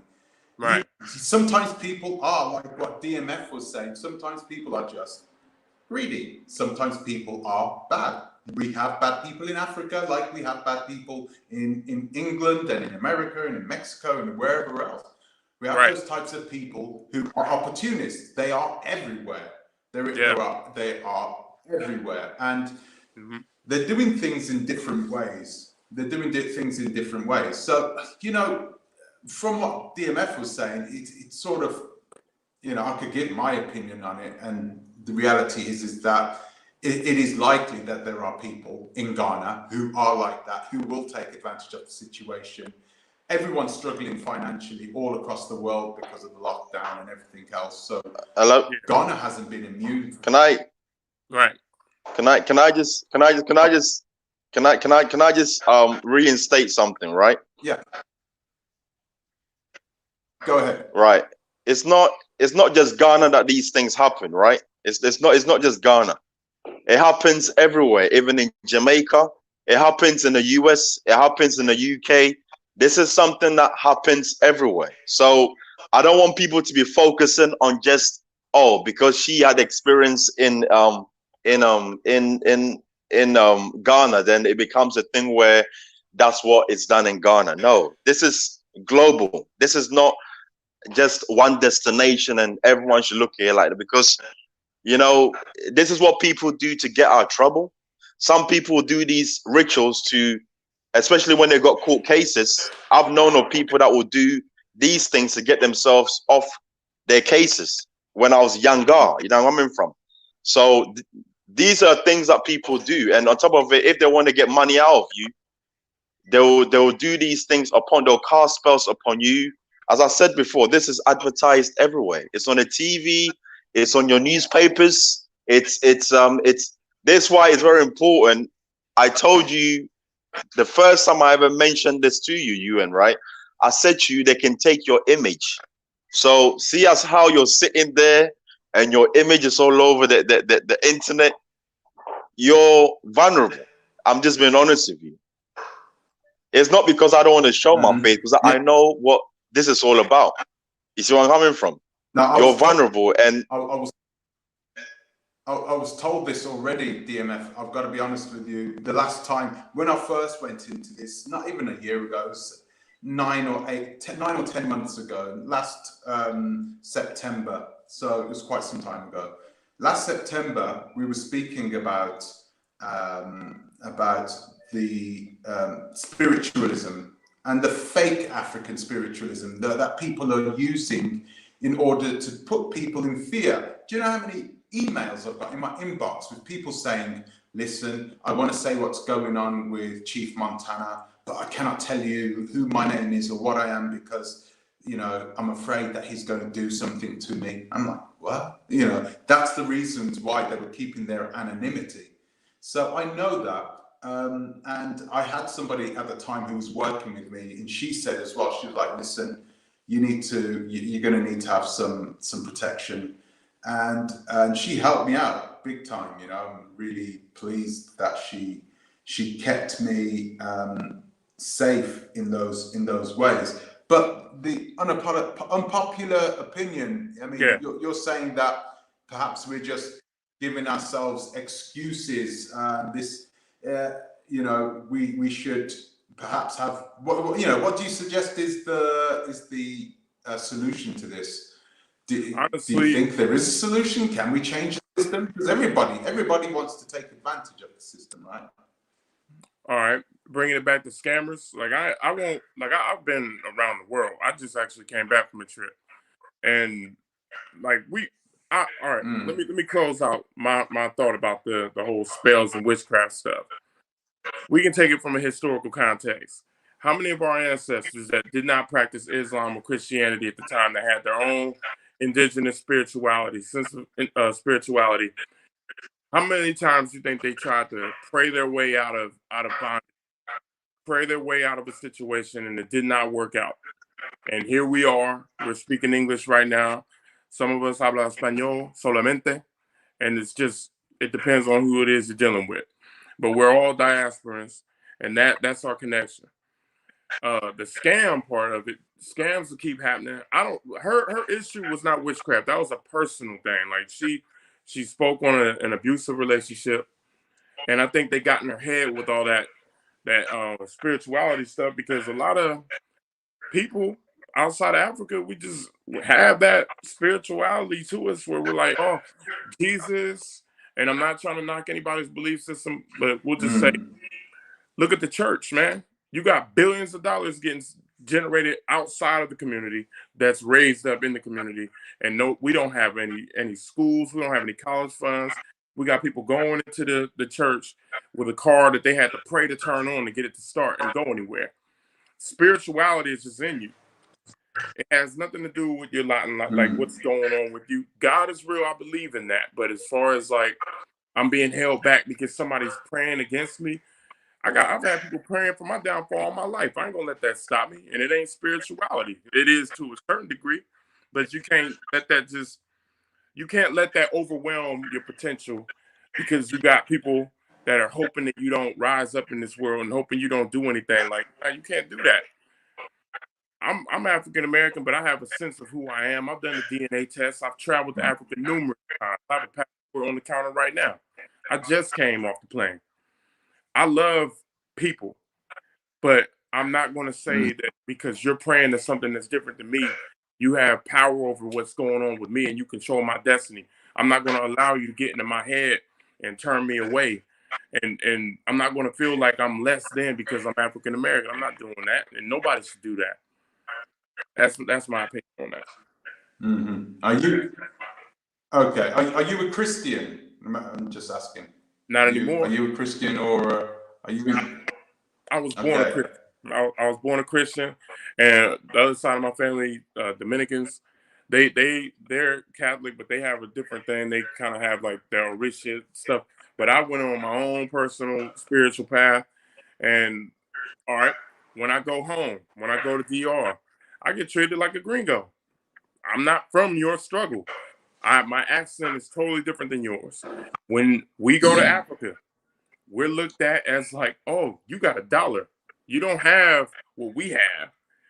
You have a higher value. If you come from Europe, you are bringing euros in.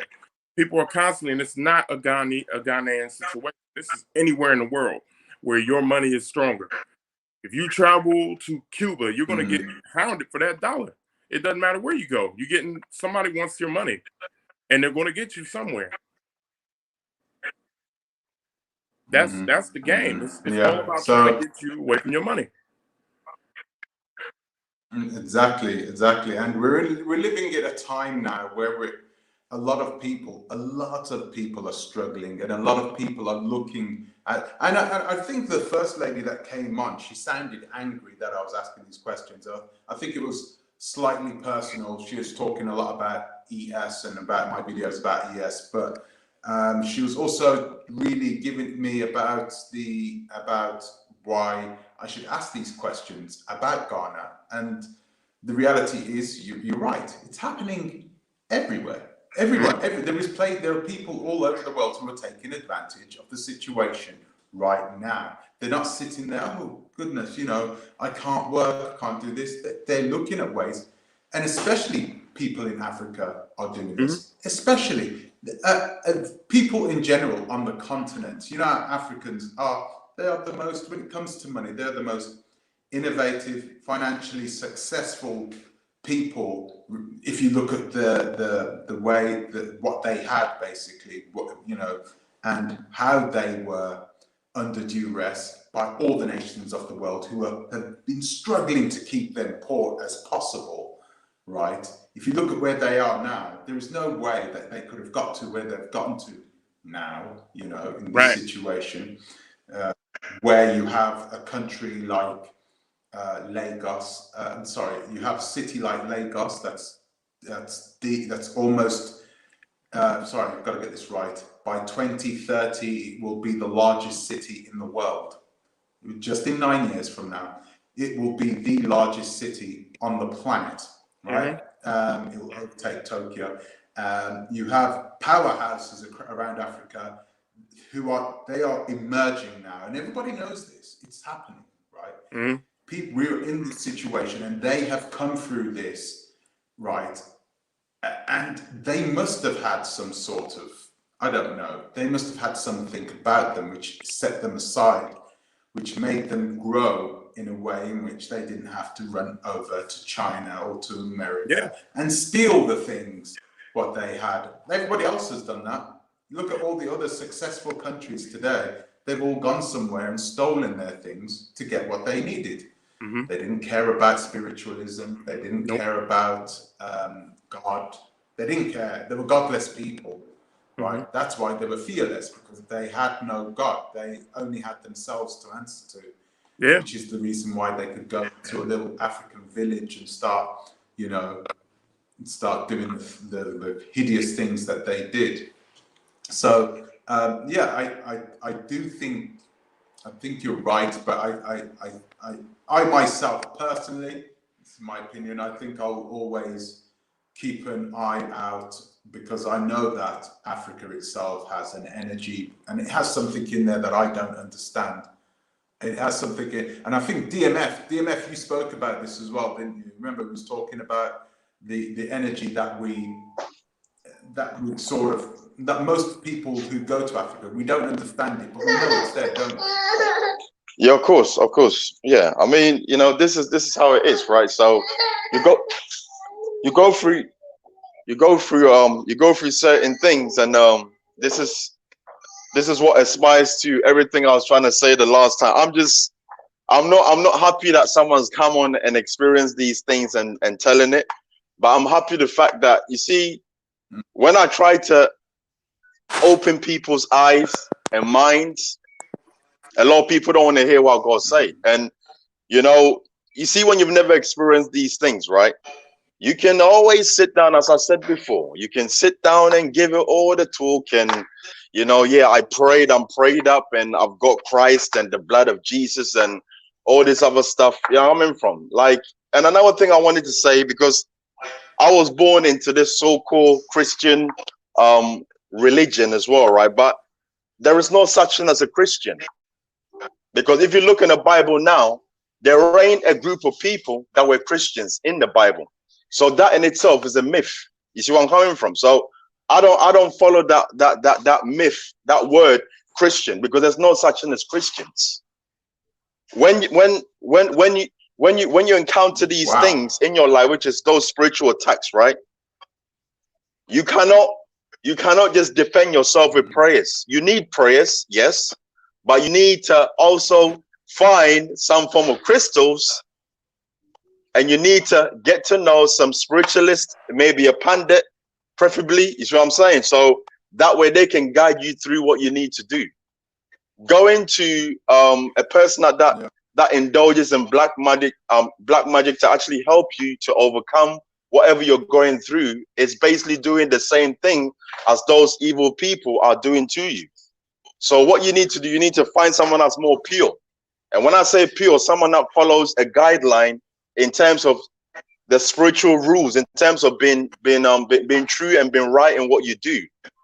So when you're getting these spiritual attacks, you need to be trying to go to people that would more use the I should say the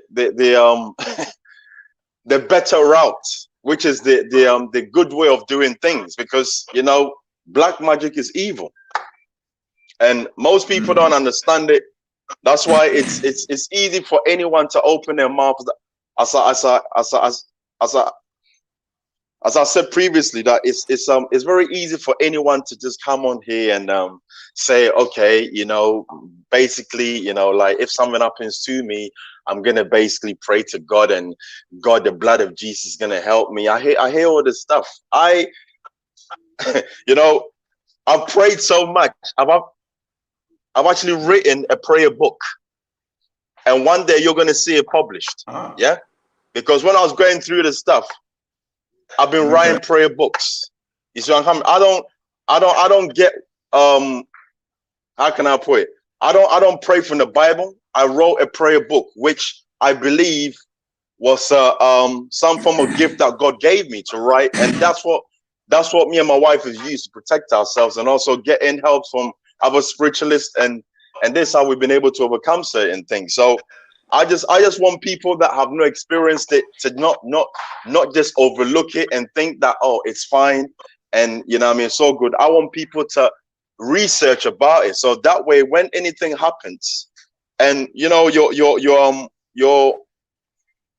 panelist, the gentleman on, he said that he wouldn't allow anything to stop him. He's gonna still carry on doing what he needs to do in his life.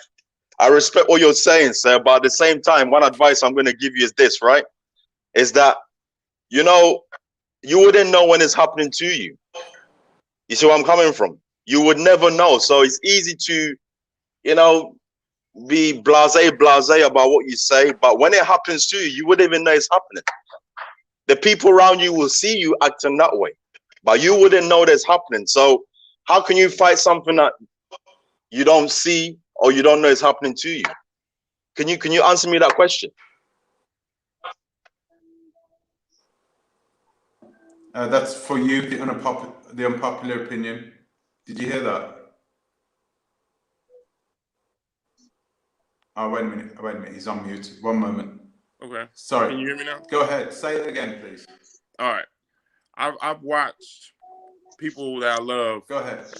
I've watched people that I love transition. I've seen them pass on. So I know that they're going somewhere. I can see it. I can feel it. I'm in the room. I know that this is a real thing. But with all due respect, man, if we're talking about historically speaking, referencing the Oyo people, OYO, or the Benin Empire, all of these people had the purest African spirituality, more pure than we could ever imagine. Ever. Where are they at right now? These people, whoever they were, some of them were Africans. Berbers, Moors, these people, the Moors basically just Islamized blacks that are from Africa, came in, invaded, and swept them out and left us with what we have now. History's on my side here. We had the purest form of African spirituality there was. Like we had that starting out. We had it. Whatever a person wants to believe in, they can believe in it. I respect your belief system, but I personally don't think that is the best move for us as a collective, as diasporans going forward. It's a parable that came through. I'm just going to paraphrase this. When they showed up, we had the land, they had the Bible. Now they have the land, we have the Bible. My African-American ancestors, we came up with a song that everybody in here knows as soon as I start saying it. Amazing grace, how sweet the sound. We sang these spirituals for hundreds of years. And it didn't get us anything. We needed help to get out of that. The only thing that'll get us free, like we're the most free generation of African diasporans that have ever come before us. Like they prayed for what we have now. I don't believe in all that stuff. I can't subscribe to Christianity, understanding how I got it, understanding how I got the language I'm speaking now. I can't do it. I can't go to the church. I can't read a Bible because everything that we have has been touched by somebody else. It was given to us. It was sent to us. Can I just interject? Go ahead. Yeah, go ahead. Go ahead. Go ahead. Can you hear us?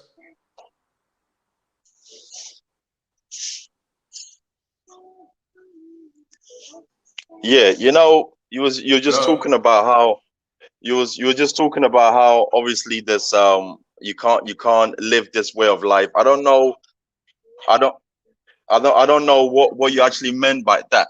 Like as collectively, we shouldn't be living this way of life. No one lives this way of life.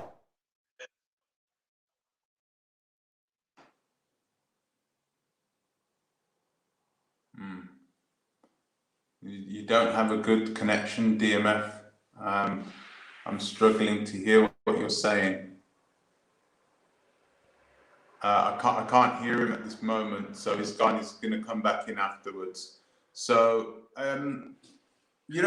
there's a power in thinking the way you think, unpopular opinion. I think there is a power in it, in that you go in there, and when you go in there, it's sort of like, ignorance will make you fearless because you don't think there is anything to fear. So why do we need to teach everybody that there is something dangerous out there, that there is to fear?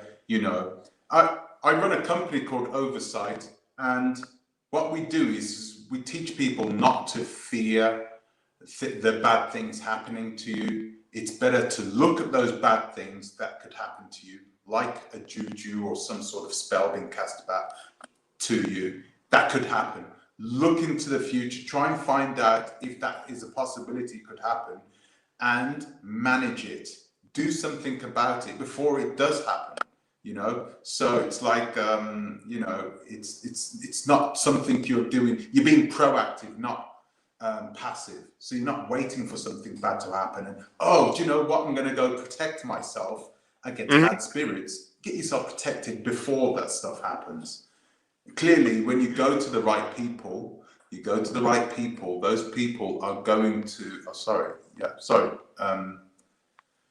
When you go to the right people, those people are going to understand you. They're going to know that, hey, you know, you don't sound desperate because something hasn't happened to you yet. You go inside there with an air of confidence.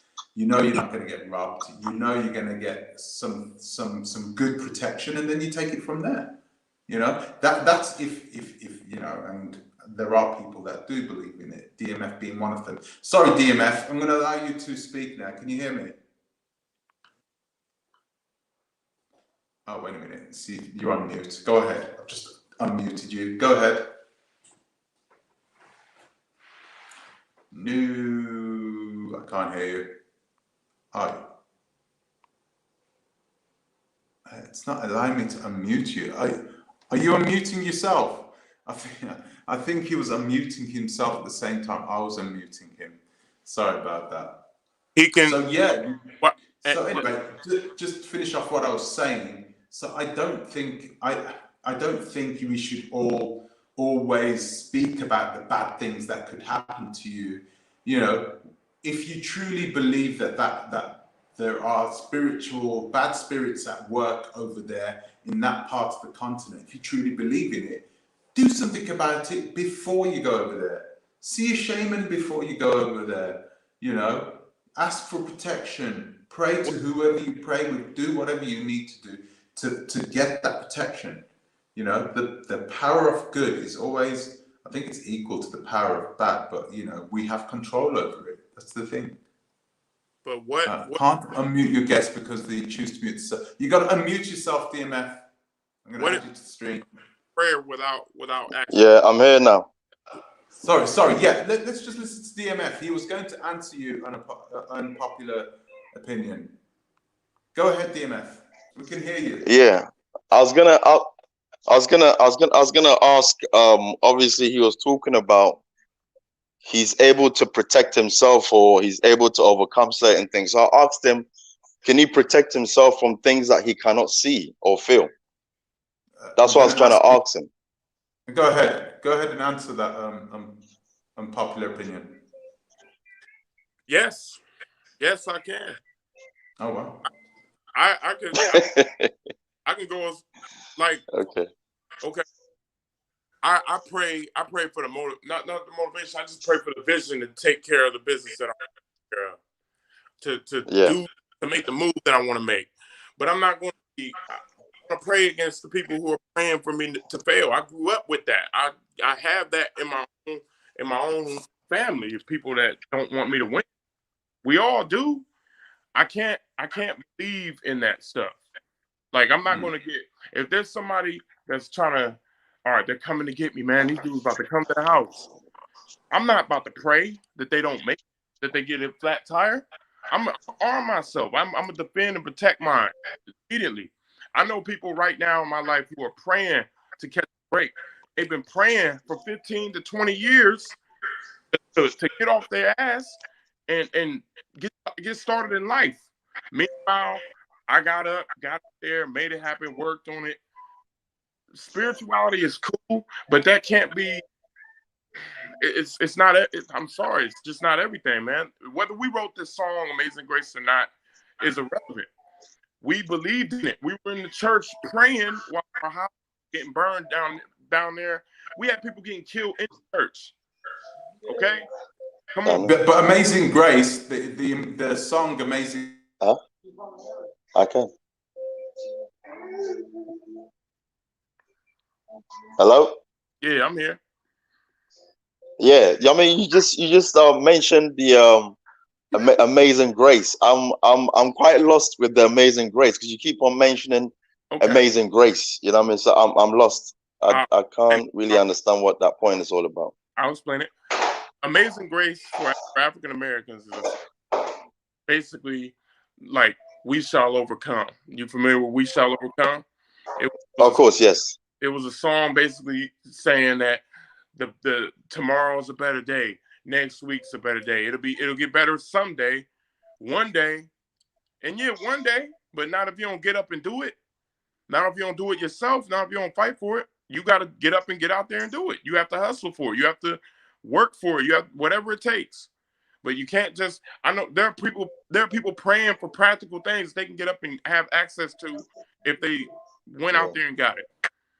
I can't lean on crystals and orishas and shamans. No one's asking you to lean on anything, because it's not. This is not something that you lean on. This is something. It's like a way of life. You see what I'm saying? So you're not really worshiping no devils. You just, because the crystals that you actually get for your protection, you just re-energize them. Maybe once a week, but you just have it on you, and you do your normal prayers as you do in regards to obviously referring to the Bible. Whatever Psalms you read, you just do that on a regular basis, night and day. I pray night and day. You see what I'm saying? So I'm not trying to tell anyone to start going to see shamans, because I don't see shamans every day. You see what I'm saying? Me and my wife practice praying night and day, and then obviously when needs be, to re-energize our crystals. Yeah, you re-energize them, but you have them obviously in the north part of your room where you're at. You know what I mean? And this is how it is. So, it's just each of their own. No one has to listen to nothing. You see what I'm saying? But one thing I do know is that a lot of people are asleep. But the sleep is quickly intercepted when something goes wrong in your life. And then you obviously realize that I've been asleep all this time. I've been naive to think that, nothing else in this world exists except the things that I see. There is much more to life than what we may perceive. Believe me when I tell you that there's a lot more to life than what we see as, all right, let's go out for a drink and all this stuff. I mean, drinking, smoking, all these things are part of, certain entities being able to enter into your body. You see what I'm saying? But most people don't want to hear these things, because these things are too much for them to handle. Most people, if you ask them to quit smoking today, it becomes an obstacle. Okay. No one can be committed to nothing because we're living in the so-called modern times. You see what I'm saying? So yeah, what I normally say to people is that each of their own. You know what I mean? Each of their own, and whatever you feel satisfies your life, whatever you believe works for your life. If you believe that you've got the strength by just basically doing the things that you're doing and is working for you, then God bless you and good luck, and get on with it. You see what I'm saying? Because I've seen people write on post or this juju this juju's BS and all that. You see people that make those statements. Those are the ones that happens to most, because you know why? They're so ignorant that even when it happens to them, they still will know that's happening to them. You see what I'm saying? So I'm not an atheist saying we have to do more pray. We got to be proactive. We have to get up and go. We have our head too far in spiritual rebellion. We're missing the world that's going on around us, while we as a collective are being left behind. And that's what I'm saying. Every time you go into a comment section, you got people that are being held back. And I've seen that about it being written by someone. That makes the songs even worse. It doesn't matter who wrote it. Every time I go to Africa, I see whose portrait hanging on the wall. Just in my grandmother's house back in the day, it's the same thing. We do it to the side. Who got the land? Who taking Africa by storm? Okay. Have you noticed that in America, when it hits obviously summertime, right, a lot more people die. Have you ever noticed that before? The what now? Have you noticed that within the year there comes a month, right, and it's most of the time in April, right, that a lot more people will die than the norm? Have you noticed that ever? No. I mean, okay. I'm not trying to offend, but DMF, brother. Okay.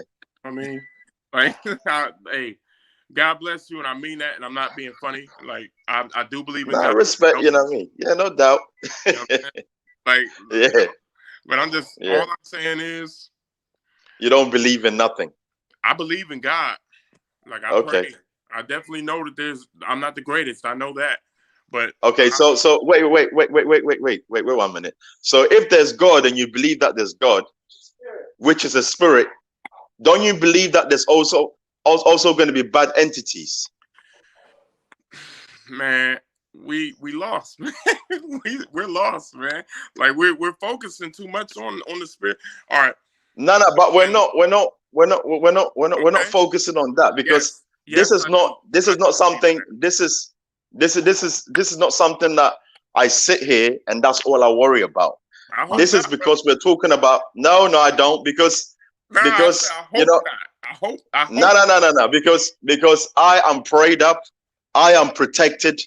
Believe me when I tell you this right now. I am protected. My wife is protected. My child is protected. Remember the last time when I spoke to you and on your show, right? I said to you, I'm not outside the fence. I'm in the fence. That is a code, and I'm trying to tell you something. But it's only those who understand what I'm trying to say who understand what I'm trying to say. But I know you are not protected, my brother. That's why I said I wish you all the best. You see what I'm saying? Because I know you are not protected. So I don't mind if you say God bless you and all this stuff. That doesn't bother me at all. But if he believes, I'm very well, believe me. Me too. Can I? Me too, brother. If he believes in God and he does pray, maybe he's protected. He's protecting himself, but you may not see that as protection, DMF. But he sees it as protection. You understand from the things, and like you said, I totally understand. But that. Well,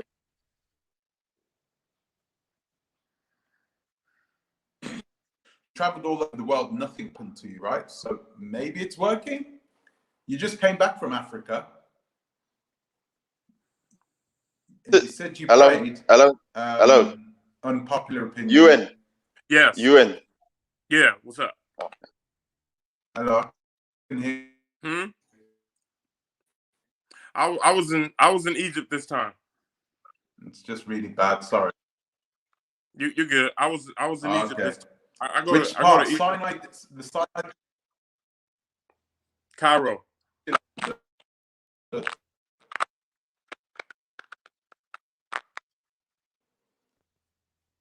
Was you in the Sinai Peninsula?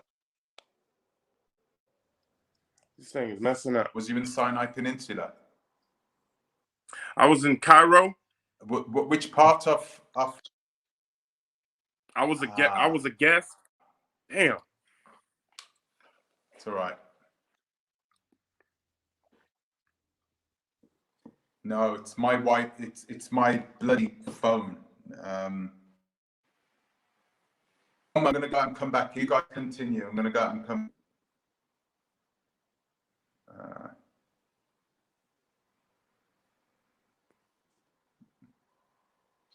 Can you guys hear?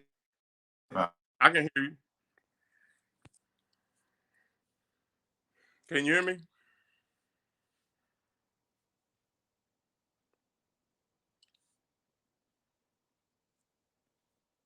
Hello. Yeah. Hello. Yeah. Sorry, I was just turning over some chicken. Yeah. Hello. Yeah, I hear you. Yeah. Can you just repeat what you were just saying a minute ago?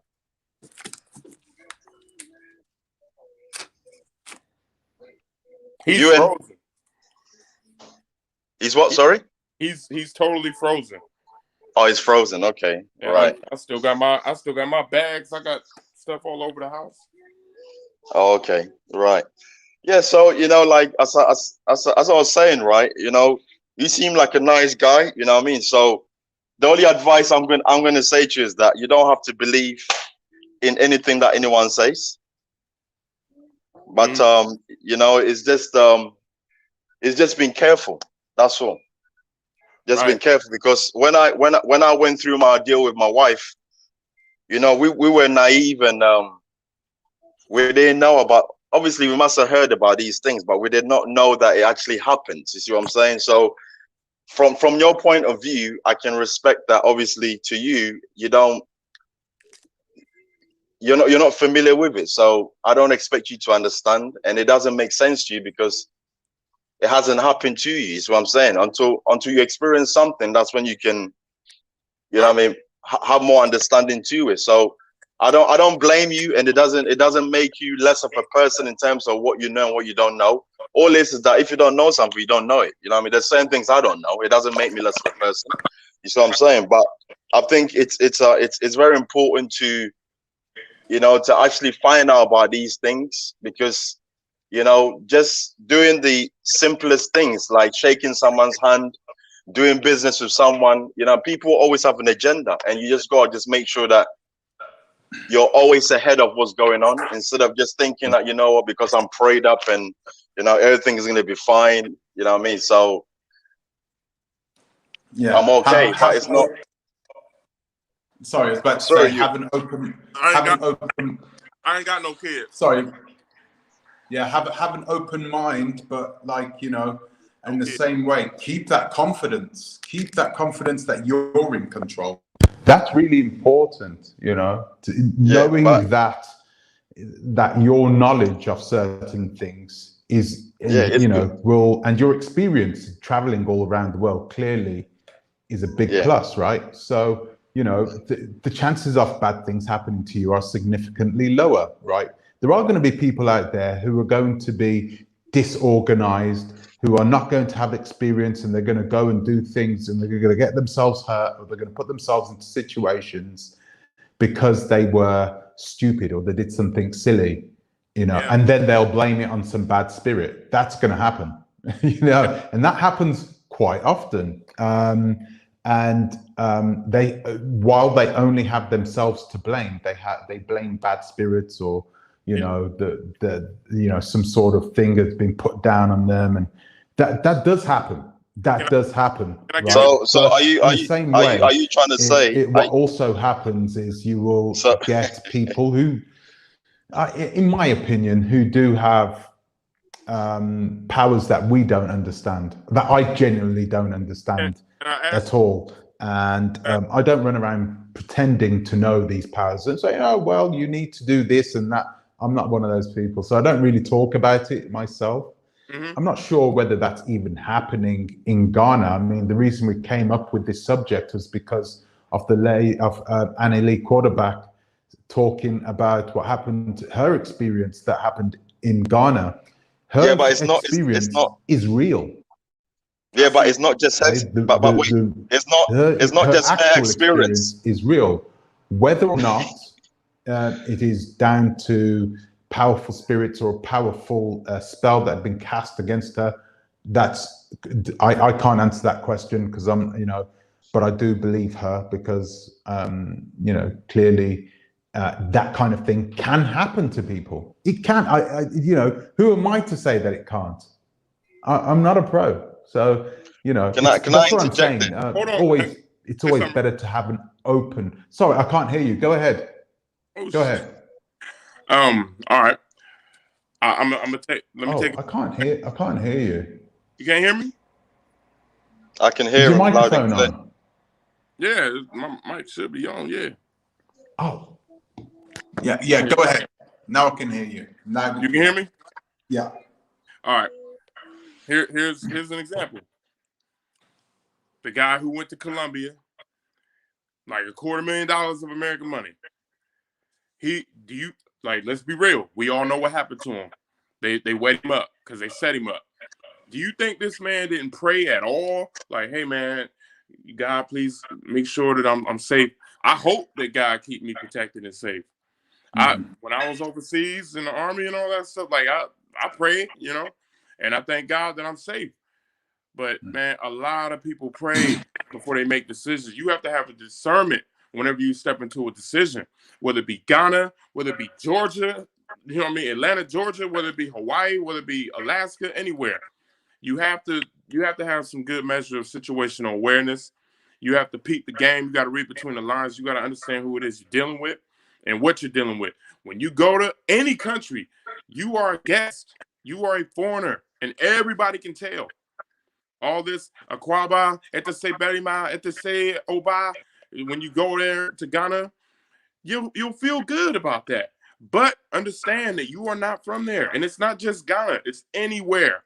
I love Ghana. I love Africa. I love people all over the place. You have to understand you are not from there.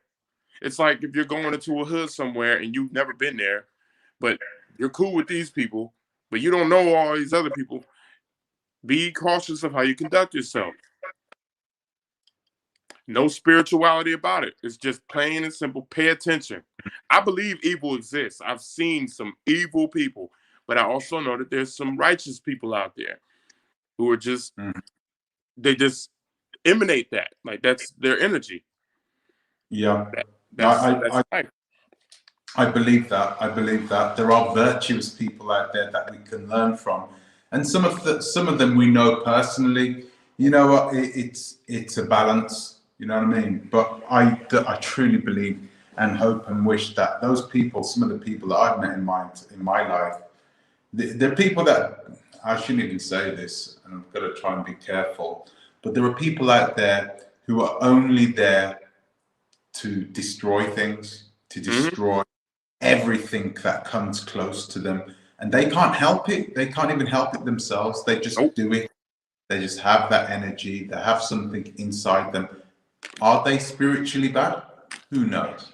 I don't know. All I know is how to deal with them, and for me, that's the most important part. Knowing how to deal with when bad things happen, and knowing how to try and make sure that the risk of bad things happening is either reduced or mitigated or destroyed altogether. You know, and that's the way I see things now. It's the way I've always saw things, but it's just manage the things first before they happen. Sorry, can you? Did you just say something, F? Yeah, go ahead. Yes, I said, can I interject in that one there? Go ahead. I was gonna say that I can give you the blueprint for protecting yourself, right? Anywhere you go, especially if you're going to go and do business, don't be showing no money to no one, right? And try not to shake people's hands too much, and try not to piss people off. Try to find yourself one lady, not lots of ladies, because these things happen in different forms. So, you know, the more I should say, the less interactions that you have with certain people that don't know your business, the better it is for you. But the more exposure that you have to people, this is what allows. It's just common sense. You see what I'm saying? It's like the more you're someone that's free of everyone. Everyone knows your business. Everyone knows you're driving a flashy car. Everyone knows, okay, this guy lives over there. Everyone knows, all right, you know, this guy's got multiple women. All these things play a role in what I'm talking about. So you just got to make sure that you live right, do the right things, and nothing bad should happen to you. But if you're someone that's loud and you like everyone seeing your jewelry, and you drive expensive cars, and you want everyone to know you got a nice car, and you got lots of different women, of course, yeah, these things is more likely to happen to you. But if you're someone that's righteous and you just keep to yourself, you don't bother no one, you don't show off with your money, you know, you just keep to yourself, and you know, these are things that would always protect you. So for me, there's always a blueprint to protect yourself, and that to me is a blueprint. It's just keeping to yourself. If I could use one word to describe it, it's just keeping to yourself. That's all it is. Just don't piss off people. That's all it is. And you know, with you, right, UN, you've pissed off a lot of people. You know where I'm from. You are treading in some, I don't know, on some real light thread, right? So that's why I said to you, you need some protection, bro, because you are treading on some really shallow water, shallow ice. I don't know what it is, but there's something that you're definitely, you know what I mean, you need to really back up a bit with a lot of certain things. I'm not gonna lie. I'm gonna be honest, because I think you're a cool guy, and I think your motives come from a very positive place. But at the same time, all jokes aside, is I'm coming from. Sometimes you cannot just think about yourself. You go think about your kids, your wife. You know where I'm coming from, because this is not a game. This is real. Until it happens to you, then obviously, you know what I mean, then it's like, oh, you know, I let this happen, but then it'll be too late. So it's just because I think you're a cool guy and I like you. I've spoken to you on the phone. My wife has spoken to you. That's why I say these things to you. It's not because I want to keep on boring people with the same this and that. It's only the only reason why this subject came up today is because that lady came and spoke in great length. And what she said, my wife experienced. Does it my actually? wife experienced. Let me say something, because this is what I learned last year when I went into this. I learned that you can't go around saying, "Oh, I don't like that person. That person says something that I don't like." Do you know what I'm going to do? I'm going to put a spell on. I was told that it doesn't work that way. Maybe you know better, right? But I was told that it works. The magic works if it is. I can't remember now, but I was told it didn't work in that way. Hence the reason why I went into things rather seriously, rather boom, boom, boom. Sorry, what was you about to say? Unpopular opinion. Does anybody in here know who Richard Kuklinski is? Is he a mathematician? Oh, but is he a murderer? Absolutely, he's a murderer. Okay.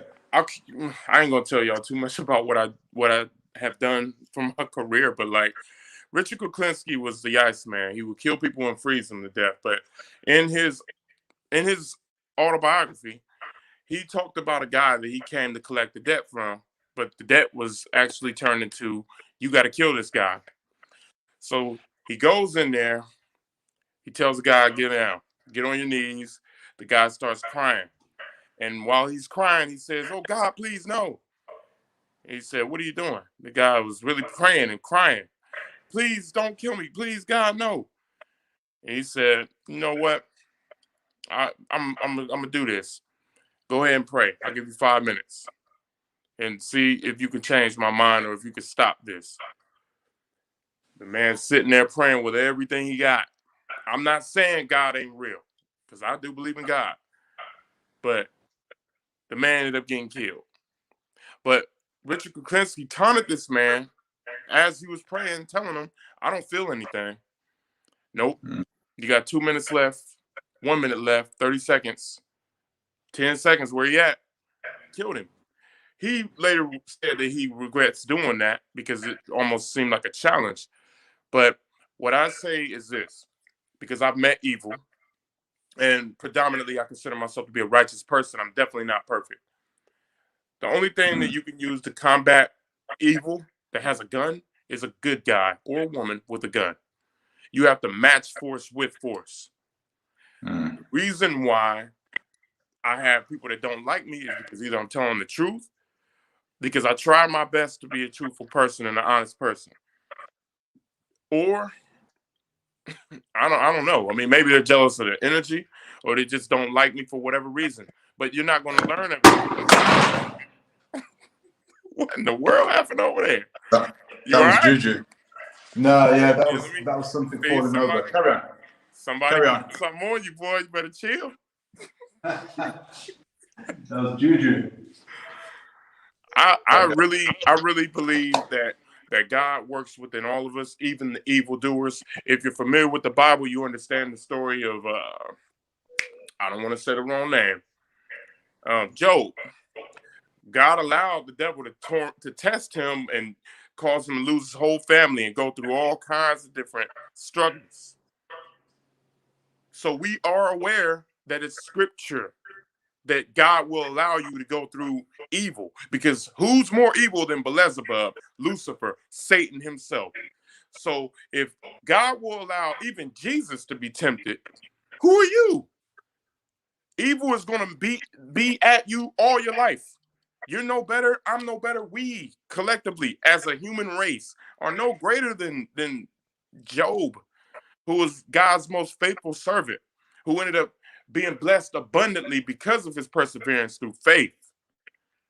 I'm familiar with the Bible. It's difficult. It's difficult to find out who is good and who is bad. I think anyone who's read the First Testament, right, you would believe that God is the evil one. You know, the slaughter of the innocent, all that type of thing. You know, but those types of things weren't done by Satan. That was done by a good. Hold on. The people that we're supposed to pray to.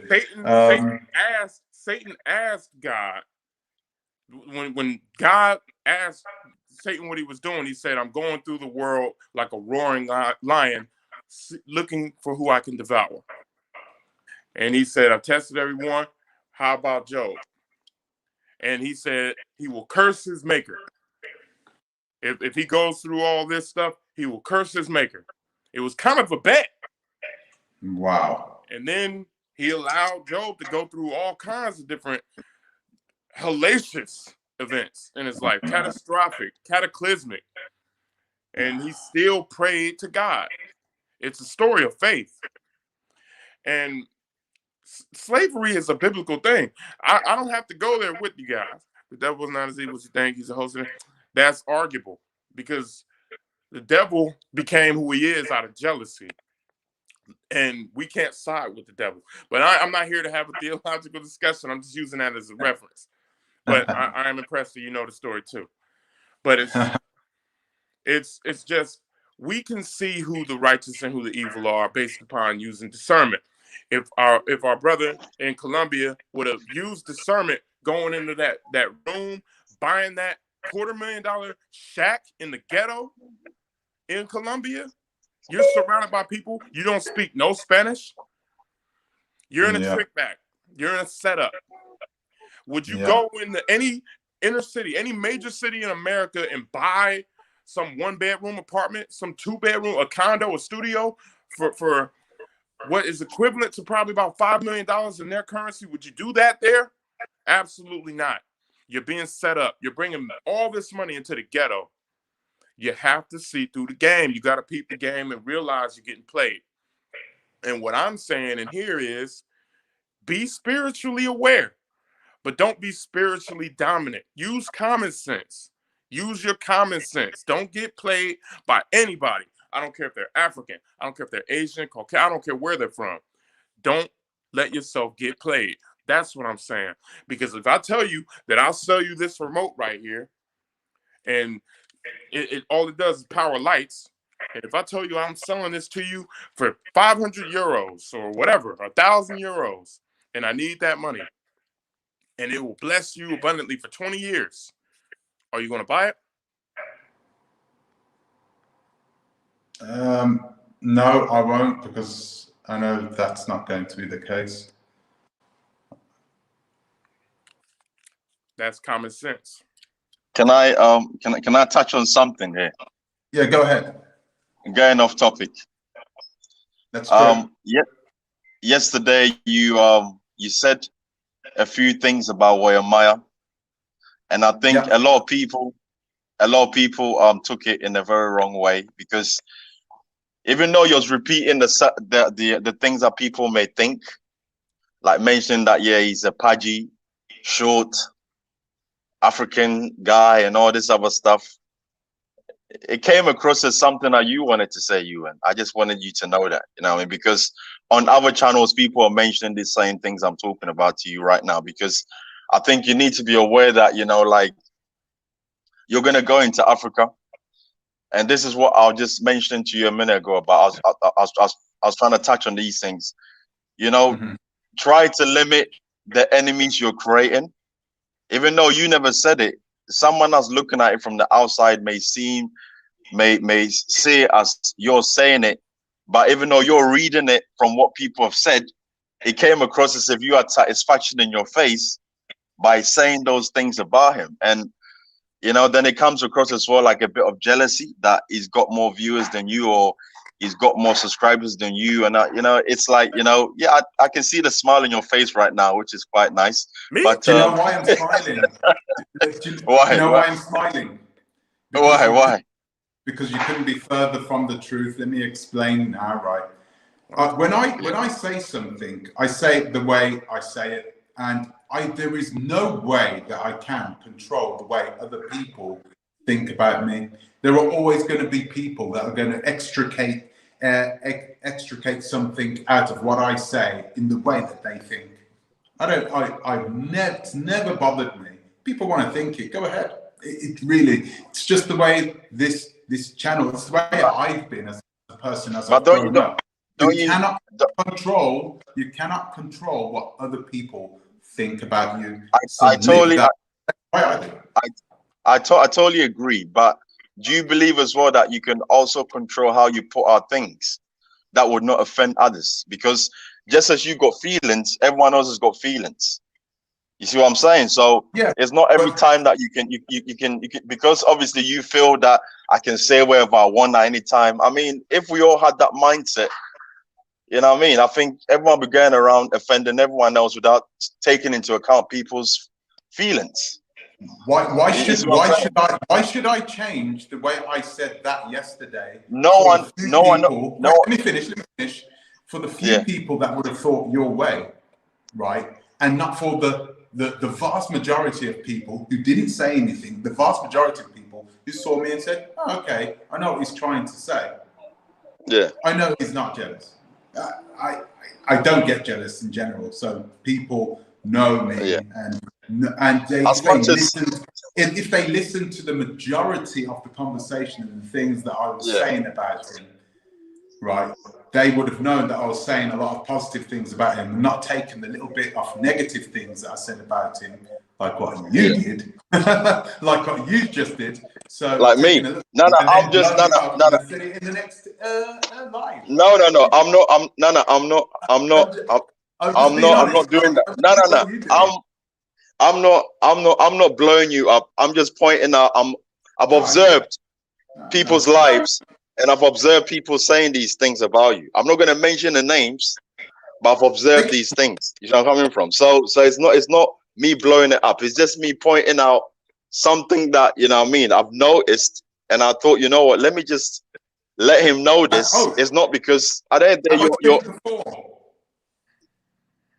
Pardon? Have I said it before? Have I spoken about Wadamaya multiple times? Negatively, have I made videos about him? How many videos have I made about Wadamaya in a negative way? And I've never made. I don't know because I don't keep tabs. I've never made one. So if you really look at the evidence, you would see that I'm actually the opposite of what you're saying, and that you're actually taking something out and nothing really. I really do. I believe. No, but I'm not. See, you're trying to. I tell you that. No. I'm not. No, I know. I'm not taking nothing away from you. I know. I'm not taking nothing away from. That's why I'm laughing, because the way I said it was not meant to come from a place where, you know, I'm trying to poke at you or trying to say to you you're doing something wrong. Sorry, I'm doing. Hello? Yeah, I can hear you. I'm doing something. Yeah, no. What I do is like what this person just said here. I'm just talking, and when I talk, I just say it the way I'm supposed to say it. I don't try and tiptoe around what people think. If I was to do that, then I would never be talking on. This wouldn't be what it is called. Literally, the name of this channel. The Unapologetic Negropian. That's the name of the channel. It's unapologetic. I say what I say, and it's just like, hey, if you want to take it that way, go ahead. If you don't, go ahead. You know, it doesn't matter. It's not going to change who I am as a person or the way I speak. I'm sorry if you might have seen it in that way, if it might have come out in that way. No problem. Forgive me for touching on this. You know what I mean? I'm gonna take my hands off it and wash my hands away from it totally and clean my hands off it, because I just thought, you know, I just thought, you know, let me just stress it. It's all right. I'm gonna start to close this up now, because I didn't want to roll this up to 3 hours long. But guys, gentlemen, thank you very much for joining me. Thank you for joining me for the first time. Please come back again. Popular opinion, it'd be really good to hear from you again. So guys, I know we got a little bit off subject there. We did come a little bit off subject, but it has some bearing, right? It's not like it's something we can ignore, right? I mean, I wanted to make the video tonight about the Black Acres of the Gambia and about their beef with the Blacksit. Yeah, I was going to make a video about those guys today because obviously there has been more things that have come up. Accusations. There you go, I'll say it again. There have been accusations about coming from the Black Acres of the Gambia camp saying that Blacksit has been in collusion with the police, more specifically in Banjul. Hence the reason why she's not going to the local police stations anywhere near her. She's going all the way to Banjul to get her work sorted there, to get her, you know, these cease and desists acted on or whatever. And I think what is being insinuated is that she's paying someone there. That's basically what's being insinuated, right?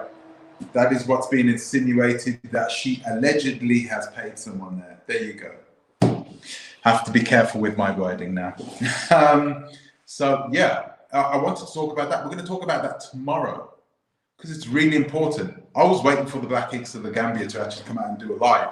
But I think, because they haven't come out and done a live yet, they've made a post on their community page, but they have not come out with this live that they said they were going to come out with. And I think that Blacksit, she made a video today to try and scare these people into not doing anything.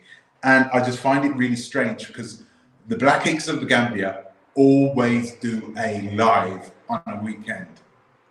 It's like church for them, you know. Every single weekend they are doing a live because that's when the vast majority of their subscribers are in and ready and primed to pay them a bit of money, pay their teething apparently. So I just find it weird that they haven't gone online yet.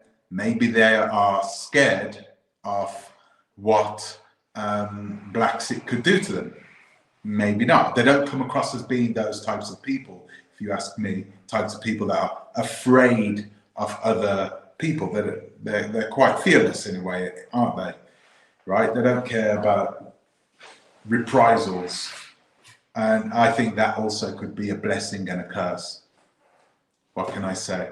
I find it very interesting what DMF was saying in the end. Oh yeah, you were speaking like about what am I in you know. I was trying to put myself in the shoes of how people think. Maybe that's a blessing, maybe that's a curse, but I just know how certain people think. I'm a dark-skinned man myself, for heaven's sakes. Look at me. I'm about what am I as, skin tone. I'm not going to talk about his bloody skin tone, am I? Oh yeah, I'm jealous of him. What the hell would I be jealous for? I've had my YouTube account up and running for 9 months. Sorry, 9 months. It's been 10 or 11 months now. I've had this up and running for. What am I going to be jealous for? No. I really love to see people, especially people who are people who are humble, people who are kind, people not full of themselves. I love seeing those people make it and being successful. Wadamaya is one of those people who's a good man. So I don't know why I'd be jealous of him. It's kind of weird thing for you to say, but I'm going to leave it there. I'm not. I'm just going to read some of your messages, guys, because I know I've ignored you, and that's not very nice. Musa Abdullah, right. That's why they respect the whites more, because the European voodoo defeated the African voodoo. Wow. Man, we're going to go into this, aren't we? Blacksit will turn back, famine, American banking system snitches. Wow. You had some good things to say tonight, Pan-African. Boy, you think that's going to happen? I wouldn't put it past her. I would not put it past her. All these people, I want to see everybody to be the best they can be. Of course. Is that what? Be the best that you can be? Is that a little US Army thing there? Be all that you can be. That was out in the 90s. Who remembers that? Or do they still use that? Do they still use that for their little jibe to get people to recruit people into the army in America? Be all you can be. That they were doing that back in the 90s when I was living there. In fact, I was approached by an army member, and I started speaking to him in an English accent. They were like, that was on the streets of, somewhere in the Boogie Down, in the Bronx somewhere. Sad about that, bro, in Cuba and Colombia. It is, it was really sad. Really, really sad. And he looked so happy as well. But he made a lot of mistakes. Not blaming him or anything, but he did. African Millennial is talking about you right now in her life. That's really cool. That's really cool. Maybe she do you know what though? She did another live a while ago as well about me. One thing I have, which is, I'm not even sure, like I'm the opposite of ES. You can talk about me. I'm not going to take it serious. I don't take it personal. Go ahead, say whatever you want to say. You don't know me. I don't know you. You know, this is the internet. This is social media. There is pretty little you can do to hurt me instead of, I'm not going to be one of those people. But I know ES is the opposite of that, right? She really takes it in. She takes things personal. It's one of the things I really like about ES. She wears her passion and her emotion on her sleeve. That's what we say in England. She wears her emotion on her sleeve. Like she's not afraid to show how she feels, to articulate it. And she just lets it through. What was that? Oh, nice. Let's have a look. Yeah, Alan A. Quest, thank you very much. That's well appreciated. Thank you, everybody. Anyone in chat believing that juju, slap yourself. Oh my God. Oh dear, Amilcar. I was not trying to offend anyone, trying to believe, so I believe in God, just not the one that was pushed upon me and my family. I'm with him. I do believe in God, but it's nothing like what you think. Nothing. You cannot perceive God. We have the absolute wrong perception of what God is or who God is. Whether it's even a person. We keep saying Mother Earth. We see God in front of us all the time. You look up in the sky and you see endless space. Endless. Can you imagine that? Can you even fathom something which is endless? The light and the stars that you see, right? You can see it because there's light hitting your retina, and that light has taken millions of years to travel to Earth and hit your retina. Fathom that. You can't. Of course you can't. You can't fathom that we're on a ball of rock and water and air floating through space at 100,000 miles an hour. All of us are. We're doing it right now. And we're spinning at, how fast do we spin? I can't remember how fast we spin, but we're doing it right now. There are things happening in this world that you can't fathom. You cannot even imagine that it is happening, but it happens. We're silly. We think about it all the time. We get on an aeroplane. An aeroplane weighs, what, 50 metric tons, filled with flammable fuel, hundreds of people getting on this aeroplane, and it takes us 500 miles an hour, 10 miles up into the sky, and then brings us halfway around the world in a matter of one day. If you used to tell somebody that 100 years ago, they'd think you were crazy. They would think you were nuts. Sorry, no, not 100 years, 120 years ago.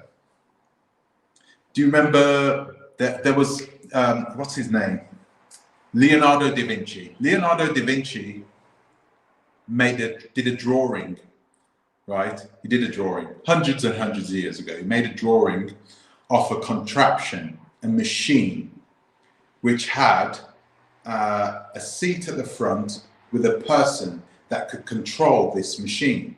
And on top of it, it had this corkscrew thing, like a propeller.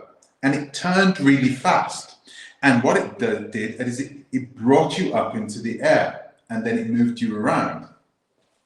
And he brought this to the people, to whoever was running the Roman Catholic Church at the time, or whoever was running Italy at that time. He brought it to them and spoke to them and said, yeah, this is a drawing that I've made. This is something that could be possible in the future.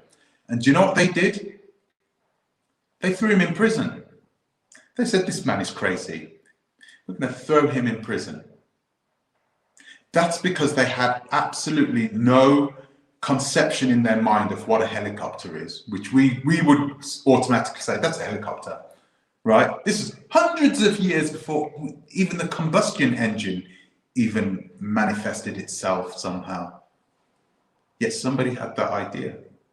There are things that are in our world that we cannot perceive because we're too focused on surviving, on making money, on paying the rent and paying the taxes.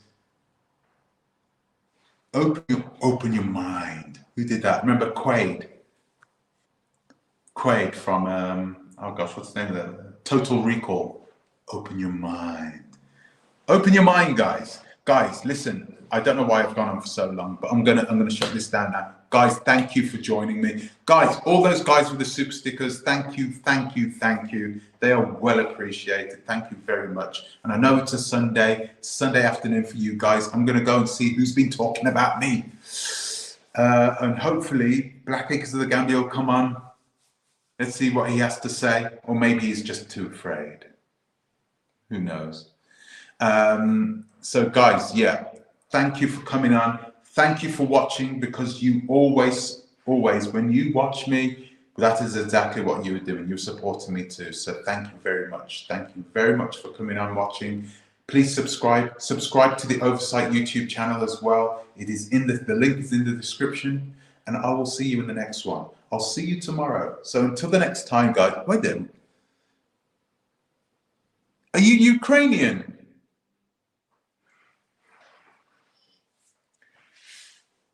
I was in Kiev.